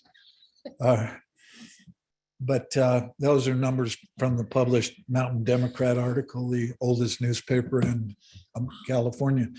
John, I think you misstated the numbers, but. Did I? Yeah, All right. but please continue. I'll come Yeah. back with the article. But I could be wrong, happens to all of us daily.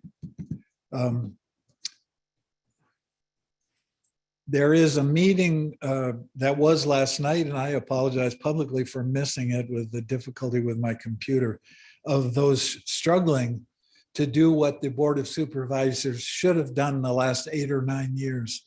That is to shelter the shelterless. If I was to ask you for $1,000 bonus, which is the larger number, the abuse factor of those in the 600 El Dorado County homeless count, which is larger, the percentage of drug and alcohol abuse or the percentage of mental illness?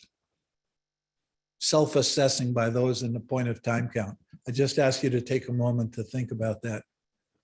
In actuality, the number of those with drug or alcohol abuse was 32%. The number of self-assessing mental illness was 42%, 10% higher. Every time I speak, I mention the mental illness factor of the homeless.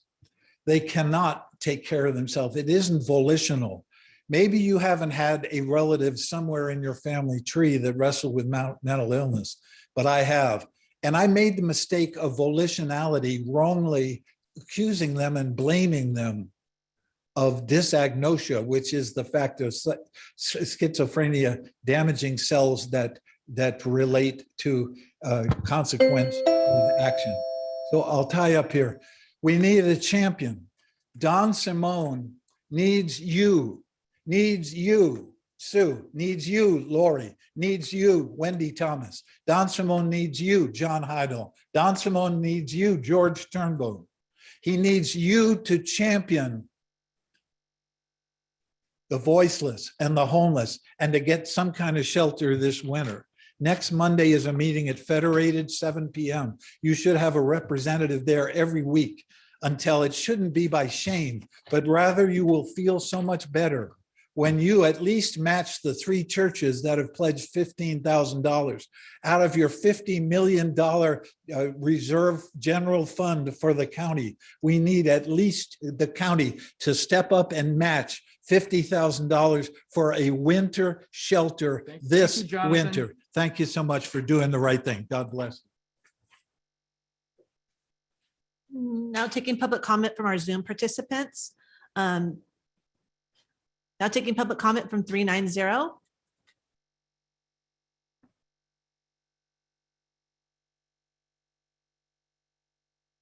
Good morning, board. It's so good to have open. Oh, Ken Greenwood, District 2.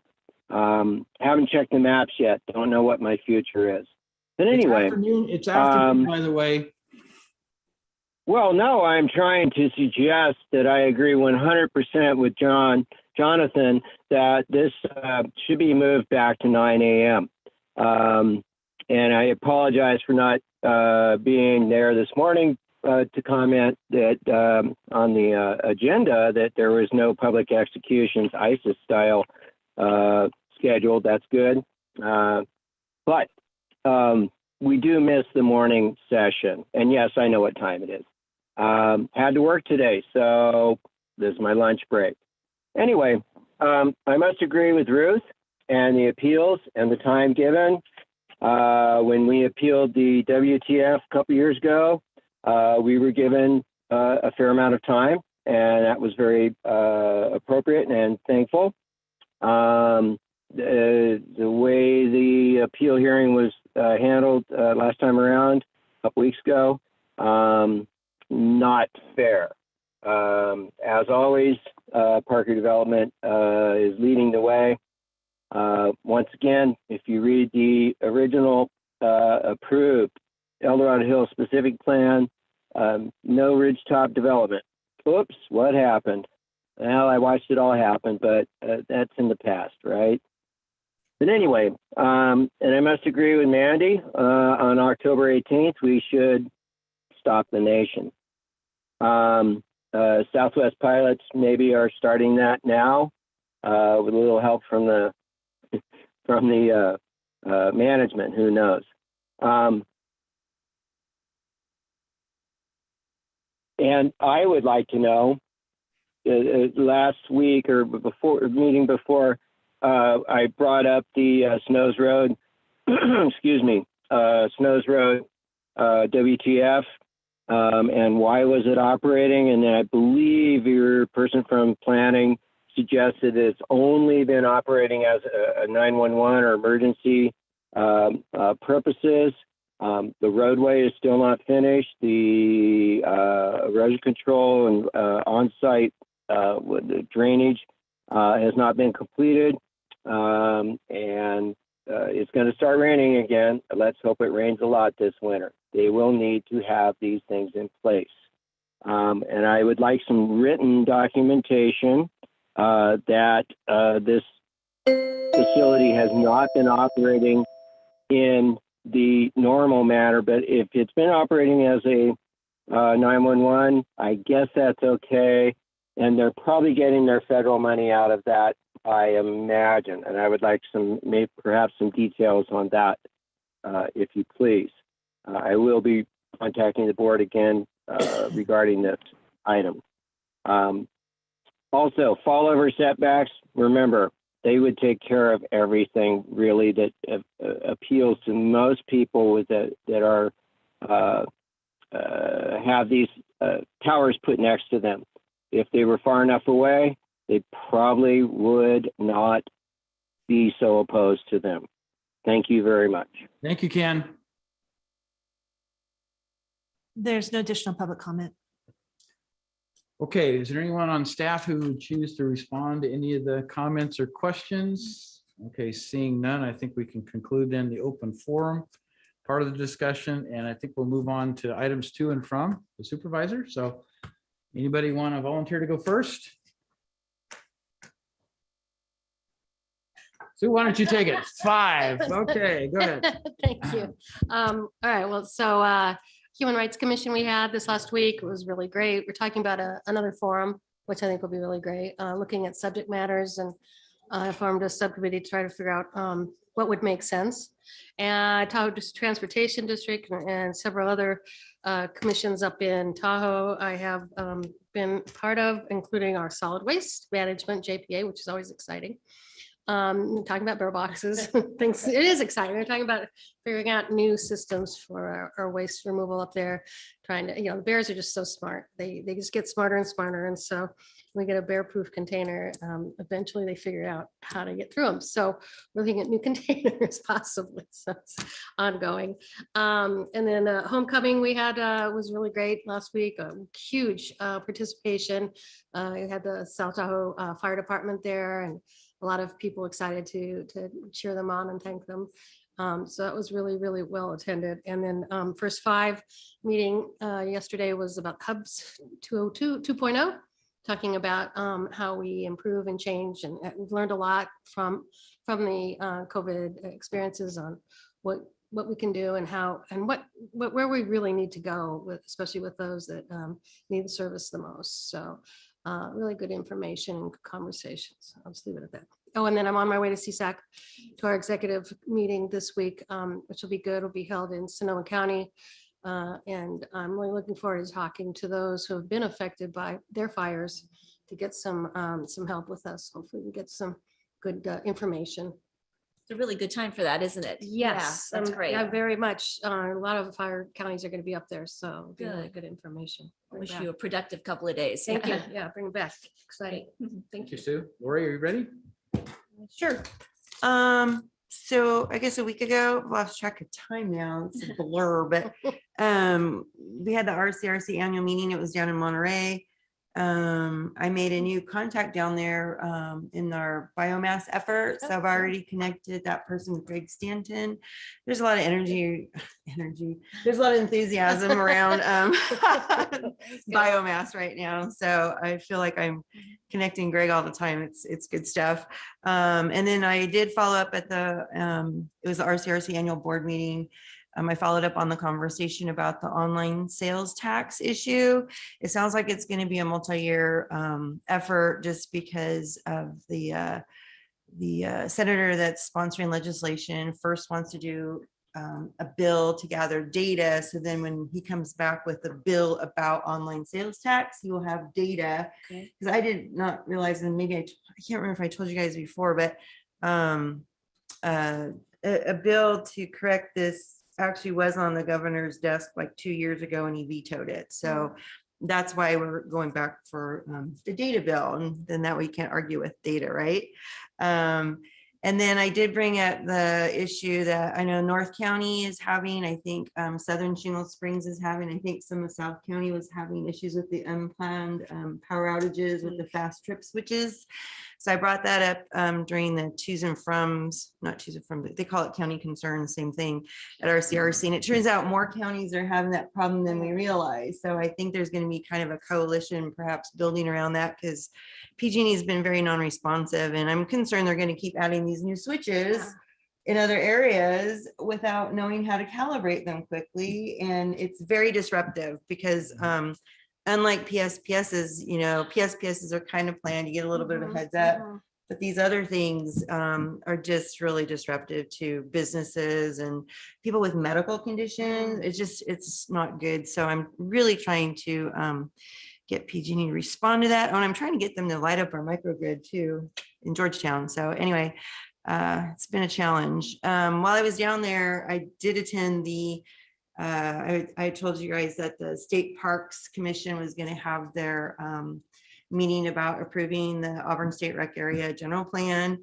And they did, and there was many of us, I was one of many people that got on there to make comments about the concerns about adding campsites without a better fire plan. So I have to say, I appreciated the fact that the commission heard our concerns and they amended the resolution to approve their plan and specifically put a request for CAL FIRE to work with them to create some kind of a wildfire planning effort before any campsites are approved. Nice. So I felt that that was kind of a win. And this has been a several year effort. The board in 2019, I think, sent in a letter of concern. So I just wanted to report out that our efforts have paid off, and thank you for that support for sometimes you start these things and you don't see results for so long, you forget about it. So I just want to thank everyone for that. And then just a little bit of a heads up, you might be approached from residents or developer. I've been in many conversations the last week or so about, it's called Rasmussen Pond property over by Rasmussen Park. So apparently there's a for sale sign on property, and it's gotten everybody up in arms, and the CSD is engaged, and the residents would like to see that land kind of preserved somehow. However, I've been very forthright with them that it's private property, and the developers have the rights to do things. So what I'm trying to do is bring the CSD and everybody together and work on something positive. So I just want to give you a heads up because I have a feeling they're going to reach out to everybody eventually, and it's going to be an interesting process. And then the Sierra Nevada Conservancy, we did have a follow-up meeting regarding those FEMA grant opportunities, and one of our DOT staff joined me on that, and I'll be following up with Mark Egbert just to see how we can potentially get some of those FEMA grants that are out there for the roadside vegetation management. It's just such a need, and I don't know about you guys, but I get lots of phone calls and emails saying, why aren't you guys doing it? So I'm hoping to get some money for that, and I'll just keep pushing forward. And then, as Melody mentioned, Mount Murphy Bridge, we got it reopened. Thank you to DOT. I can't thank them enough. And I think that it was a very difficult situation out there, and they got that bridge analyzed and repaired in less than 2 weeks, which I know sounds like a long time to the folks that were out there waiting for the bridge to open. But in the big picture of a over 100-year-old bridge, I think it was amazing. So I just want to thank DOT for stepping that up. And they really, in my mind, responded to my requests for constant communication to keep the neighbors out there apprised of our progress. And yes, we are having a town hall meeting next week. And it'll be kind of a what are the next steps with the bridge and evacuation plans and all that stuff regarding that area. So that's all it's going to be about, as far as I know. And last thing is yesterday is today Tuesday? Yes, yesterday at taxpayers. I was like, what day is it? The Taxpayers Association had their monthly meeting, and I suggested to them as a taxpayers group that they engage in our upcoming conversation about the juvenile hall, because that is something, our decision is going to impact the county for many years to come in our budget. So I felt that that was a very appropriate thing for them to engage in. And I would appreciate their data-driven. I said I wanted it to be data-driven input. So we'll see if they come up with anything. I know, right? Please. That's about it. Thank you, Lori. Wendy. Well, I have a brief report today. I had the luxury of being away last week on a boat in upstate New York with no connectivity and very little cell service. It was really spotty. So it was really frustrating and lovely all at the same time. So I could not work while I was there, which was kind of nice. It was a nice time with my parents. But I enjoyed our meeting yesterday with Commissioner Laura. Supervisor Turnbull and I, as well as some staff, met with Commissioner Laura via Zoom, who is our state insurance commissioner, as well as his key staffers, talking about the challenges that all of our residents, no matter what district you're in, pretty much are facing in terms of their fire insurance costs, cancellations, the FAIR plan, the lack of coverage, and all of the above, which we all know is so devastating to our county. And I felt that they heard us both, both George and I were able to express our concerns with him. We had a very frank and plain discussion with him. I also was pleased that he has two initiatives and plans to really, I think, assist rural California. And one of them is to demand that the FAIR plan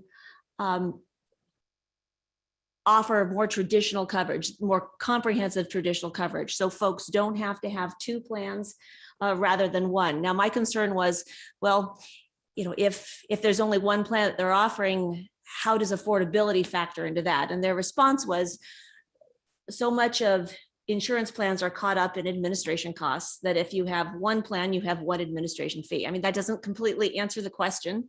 And we'll see when this, actually comes out and comes to being, but at least they're perhaps moving in the right direction. And I appreciate that they're looking at more comprehensive coverage for those that have none and have no options in our county. So we'll see. But and then there is legislation that he is moving forward that will force insurance companies to take into effect vegetation management and resiliency efforts that homeowners are making on their own property. And that is certainly a step in the right direction. I'm sure there's a long way to go with that.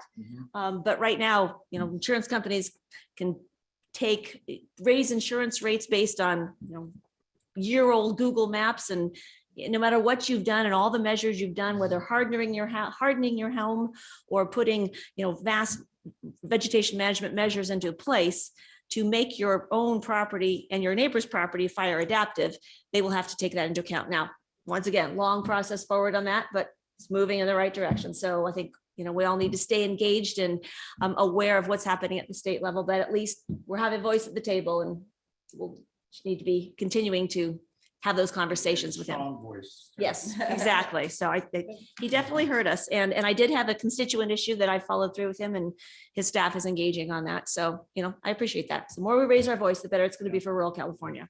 So that's all I have. Back to work. Thank you, Feels Wendy. good. All right, George. We had that 2+2 meeting with El Dorado Hills CSD, John, myself. And, Yep. and Don, sorry. Anyway, we're there and attended. I don't know if we got a lot out of it. It seemed like we didn't, in my personal opinion. We had a meeting with, I have that meeting with transit, and then I have that transportation meeting we go through. We had also a meeting, John and myself met with Lennar and Angelo. And we also, the Grizzly Flats West Slope Foundation, we kind of started. I kind of came up with the idea, but I have a group of people that kind of taken over and run with it. So it's kind of a good thing. We've already raised, I think, $166,000 just in that foundation alone. And we're also working with the El Dorado County Community Foundation, which is really good. Bill Roby's been actually excellent. We, there was big issues with water up there in Grizzly Flat. So he purchased 100 totes, paid for them. We got them delivered. Now there's water being distributed up there for the residents in Grizzly Flat. I worked real hard on a shower and also a laundry trailer, shower trailer and laundry trailer. We have it at Pioneer Park now. That's been put in place. I think it was yesterday, correct? Ron? Not operational yet, but anyway, it's there. Anyway, so anyway, working on that. I met with Dawn, my regular meeting with Dawn. I met with the librarian, Carolyn. Also had a meeting with Jeff from Environmental Management and Janelle Horn, and my regular meeting with Dave. So there's a lot of stuff going on and stuff like that, trying to help the residents in Grizzly Flat, because it's very, very crucial right now, because these people are so displaced. What I was talking, when you guys were talking about today, what are they doing for rentals? Well, Bill Roby has got grants for those people that have no homes, rentals. They're putting people in place, and he's done a great job. He really has. So I really, I'm happy for what he is doing to help these residents, because there's so many people just suffering right now. Not only they lost everything, but they also lost their livelihoods, a lot of them, because a lot of them were contractors. They had equipment, graders and tractors and construction outfits and everything, and they only had like less than an hour to get out of there, and it all burned up in the fire. So that's very, very critical. And I also want to thank the EOC, Office of EOC. Anyway, for all the work they've done, and county staff, especially helping the residents out there, because they've done a phenomenal job. And I've been reaching out, talking to Troy Morton pretty much every day. And so we're getting a lot of good results and stuff. And with all the ones, they're helping a lot of the residents and stuff out there. It's just unbelievable what's going on. So we're really thank county staff and EOC for all the jobs and work they have done. Very good. So I also attended the annual RCRC conference along with Lori. If you haven't heard Leon Panetta speak, I would suggest you listen to the tape, because he was the keynote speaker, and he delivers a message about politics and where we're going. And so I was very, very impressed, as a lot of people was with Leon, and I've heard him before, but anyway, but a lot of good contacts with various people, not only companies that work with the county, but also a lot of just supervisors, and sharing notes and understanding what's going on in their districts. And we talked about fire related things and what we can possibly do with our trying to build a coalition to take on some of these things and expanding into other counties. So I've got a lot of contacts if we ever get to that point related to that. But excellent event. And I would encourage everybody to attend one year if you get a chance, because I think it's important to touch base with that group like CSAC. I mean, it's really just a totally different focus, but it's the same kind of communication. So on Monday, the 4th of October, then I had the Pioneer Energy Board meeting. Pioneer is coming up with some creative ways to try to attract certain types of commercial businesses to try to get better participation, is what they call it. So they're always on the leading edge, in my opinion, of looking at what they can do to better round out their clientele and offer things that are different than what PG&E can offer. So more of that to come when it comes to that level. I had several discussions with staff. I'm not going to go into any of those in detail. The El Dorado Hills Community Council meeting was held then that evening, Monday, October the 4th. Brandon Sanders from PG&E was our guest speaker. And we asked him specifically to talk about PSPS events that might affect El Dorado Hills, and then what the plans were, what PG&E plans were for undergrounding of utilities. Then again, emphasize that in a number of different areas, because there are communities within El Dorado Hills that have above ground utilities and have forever, that should be a consideration somewhere in that mix. So I thought he did a pretty good job of trying to represent PG&E. Then we had the 2x2 meeting. I got quite a bit out of it because I recognized there was a lot of communication gaps. And I think we now have a better approach as to how we improve those communications, and in particular with respect to doing reimbursements on what's expected to be a monthly billing cycle relative to Mitigation Fee Act monies, requests for funding. So that changes the scenario we've had in the past. And I think our auditor controller is on board with that, but we really need to lay out kind of a plan as to who does what and what are the sequences. Can we minimize reviews, multiple reviews, all that, to try to make it timely, because that it's cash flow is the issue. And with requests for fairly substantial amounts of money as progress payments is what they're really doing. They're going to bill us for progress payments with the justification. Then we would release the money ideally, and then we would see the receipts and stuff after the fact, but they'd be monthly progress payment type of thing. So that's a different process than we've done. We just need to go through and make sure all of our team is together and knows how to properly communicate with the CSD. And I think we'll see that get better. But then on the 6th, the El Dorado Hills Chamber held their monthly meeting. Good attendance. The guest speaker talked about the El Dorado Hills commercial space availability and rates and the trends over the last several years. That was very informative, and it turns out, contrary to a lot of belief, there isn't a lot of available commercial space rents down in our business park and other related areas. So there is more demand than there is availability. So we need to recognize that and trying to understand what is happening in that market, or we're not going to see the continued growth in property taxes and that sort of thing due to those commercial rents. I guess property tax would probably be the same independent of the rent, but if they're going to build more, then we'd actually see some increases in property tax as a function of developed property, which is now undeveloped and unimproved. And then our El Dorado Transit and El Dorado County Transportation meetings on the 7th. And that wraps up my report. So I had one quick go back. Yeah. I forgot, totally forgot. This weekend, Saturday and Sunday, there's a big fundraiser up at Celio Ranch, which is, very old established ranch up in Christmas Valley across the river from where I live. And they've opened up their ranch like they do all the time to help our community, and this time for the Caldor and Tamarack fires to help the survivors. They have a fund set up. We had the old fire that we had years and years ago, a fund set up for that. So they've taken that fund and are using it for Caldor and Tamarack survivors. So we're very, very pleased with that. And so this weekend, Saturday and Sunday from 10 to 4, we're going to have a pumpkin patch, corn stalk, maize, all kinds of things for the kids to do. Lots of fun things for them to do. It's a big family event, so please come on up. We would love to see y'all, and it'll be really nice event. No, our church band is going to be playing. That's what I heard. I heard it. Your church band's busy. Yeah, it's busy. They're- Trust me. thank They you, get thank you. around. They're excited. They're Thank good you so too. much. They are very good. Yeah, how late does it run on Sunday? Just out of curiosity? Same time, 10 to 4 both days. 10 to 4 both days? Yeah. Okay, thank you. Yeah. All right. And just Love to have one that. little comment. Johnny McGregor that plays in that band used to be one of the old train band members. Oh, really? Yeah. I love. Yeah, Oh, the bass God. player for the train. Oh, gosh. Yeah. History there. Yep. History. I love that. Known him ever since I was 5 years old too. That's great. Okay, CAO update. Thank you, Mr. Chair. A few more updates on what's going on with Caldor recovery. As Supervisor Turnbull mentioned, showers and laundry were installed at Pioneer Park, paid for 100% by Cal OES. Wow. Outstanding. Challenges with water pressure, trying to figure it out. That's why it's not operational yet.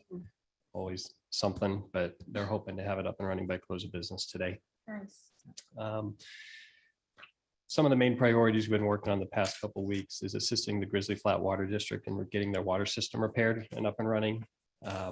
Very small district. I think they have one staff person. So Ken Payne is helping a lot with the EOC to get that up and running as quickly as we can, but it'll still be several weeks, especially till they have potable water. We've been talking to Sierra Tahoe. Had a meeting with Greater Sacramento Economic Council last week, and we're having a meeting with John Rice with Sierra at Tahoe. It's this week or next week. They're probably our largest seasonal employer for sure. And it's questionable if the mountain's going to get open this year. Over 600 employees. Yeah, so the economic impacts of that go far beyond just the ski resort.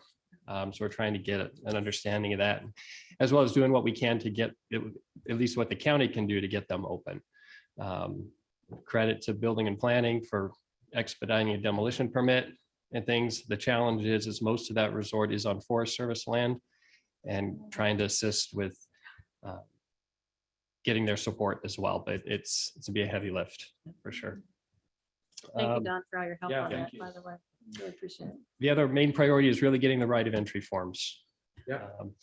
As of the end of this weekend, we had about 400 turned in, which is really good. We're over halfway there, we believe, and that's a countywide. I don't know the number for Grizzly Flat versus going up. But we only had less than 200 just about a week ago. Wow. That's how much it's grown. So that's great what county staff is doing. Yeah. So they staff had a mini local assistance center out at Pioneer on Wednesday and Saturday. Staff to help environmental management, to help with the right of entry forms. I think staff from the assessor were there. A building official was there. People are starting to ask questions about permitting and rebuilding. So those seem to be successful, and I believe we have one or two scheduled up on the Tahoe side of We the have two mountain. scheduled up there for the October 22nd, 24th. It's a Wednesday and a Saturday at the CCCs. Right. We've gotten them to allow us to open up their building for us. And same thing, we'll have staff up there to help anybody that needs ROEs, forms, any information they need, anything. Right. So thank you to our staff. Yeah. Appreciate it. I didn't write it. Someone else wrote it. I had a few comments, but a My Turn article tomorrow, encouraging the public, just trying to get the word out, get your ROEs in. And what happens if that doesn't get in? And there's a couple different paths it could go. One of which is why county council may need some additional staff if people don't clean up their property. The debris, as far as the debris removal program, we are in phase 2. I just started phase 2 last week, which is the individual site assessments, and Callaway-S is doing this. They hope to have the contract issued by next week with boots on the ground, starting actual remediation and cleanup by the end of October. So again, faster than anything's ever done. Callaway-S is continuing to be a great partner. One quick correction, I'm sorry. Our staff is going to be up in Myers at the CCCs on the 20th and the 23rd So of those are the October. dates. So coming up quick. If you know anybody that needs any help, please let them know. We've got full staff up there. Yeah. Thanks, Don. So those are the main priorities. A lot of things going on, and we talked about that earlier with improving the communication, what's going on with Cal Doyle. One of the things I would encourage all of you on your newsletters to make sure you post what Don, is writing up and stuff, so that word gets out there, so these people understand that if they don't clean their property up, you know what I mean, or fill out that right to entry, Right. they will end up being responsible for that cleanup. So we need to encourage them to make sure they fill this paperwork out. Get it done So- before they touch Right, anything right, too, right? Yeah, and that's why I wanted to ask. So will your My Turn, it'll have why they want to do it, and it also have, I'm guessing, links to where to get the forms and all. Is all We've that got- in the one article, or My Turn doesn't have links. I they mean, wouldn't let you do that? well, I don't, we So- didn't put websites. We've got it on our website. Yeah, if we you So got what it on I'm our saying is website. those, if I share your article, then I also have to share the other Yes. link separate with Yes. it. Correct. Okay, that's all I want to know. Cause I'm Good like, idea. well, I have some people that need this information, and so I want to make sure I get them the right, most compelling information. I have to say, El Dorado County's webpage on the Caldor Fire is very inclusive. Whoever did it, Thank did you. an excellent job. Yeah. It's got the ROE forms, everything. I've gone through and hit all those Thank you. little links, and they all work. They're good. Really appreciate it. That was, I'm sure, a lot of heavy lift. It was Thank very you. good. I'll Thank you. pass that along. Yep. The challenge we're having with the ROEs is finding the people. Yes. I mean, we don't know where they are. They're everywhere. That's the hard part. problem. Scattered. Yeah. They're not at home. Yeah. Yeah. So Yeah. we're trying a lot of They're different ways to try to everywhere. get access to them. Yeah. Yeah. I did have the first working group meeting last week on the fire resiliency. It's a very small group, Forest Service, CAL FIRE, a couple of our local fire districts, the RCD. defining what the scope is, and we're scheduling a follow-up, and we'll have a couple presenters who are considered subject matter experts on fire resiliency at the next meeting. Excellent. Trying to nail down that date no later than the first week in November. Great. A reminder to the public is, and you all are doing a great job advertising it as well, the redistricting meeting this Yes. Thursday. Yes. It's the first time maps are actually there. So obviously the level of interest is peaked, which is good. And we need the feedback. October 26th, I'm planning our follow-up discussion or a follow-up discussion on the American Rescue Plan Act funds. The last time we came to the board, you asked me to come back by the end of October. We're going to meet that deadline. I'm not going to be making recommendations, but it's to show you all the requests we received and try to get a sense of how to prioritize those from you all. Over $90 million in requests for $37 million. So it's going to be hopefully a good conversation as we start to narrow this down. And then the homeless encampment update, another board direction, board priority that got derailed because of Caldor. We want to give an update on November 9th at that board meeting. You've received the letters from the COC expressing their concern. HHSA had a call with the state yesterday that validated those concerns. So we want to talk to the board about that and get some direction as to how to move forward. That's all I have, Mr. Chair. Thanks, Don. Thank you, Don. Great. So with that, I think we're ready to adjourn. So Kim, let the record show that we've adjourned at 1:52 p.m. An early adjournment. This is great. Yeah. Thank you.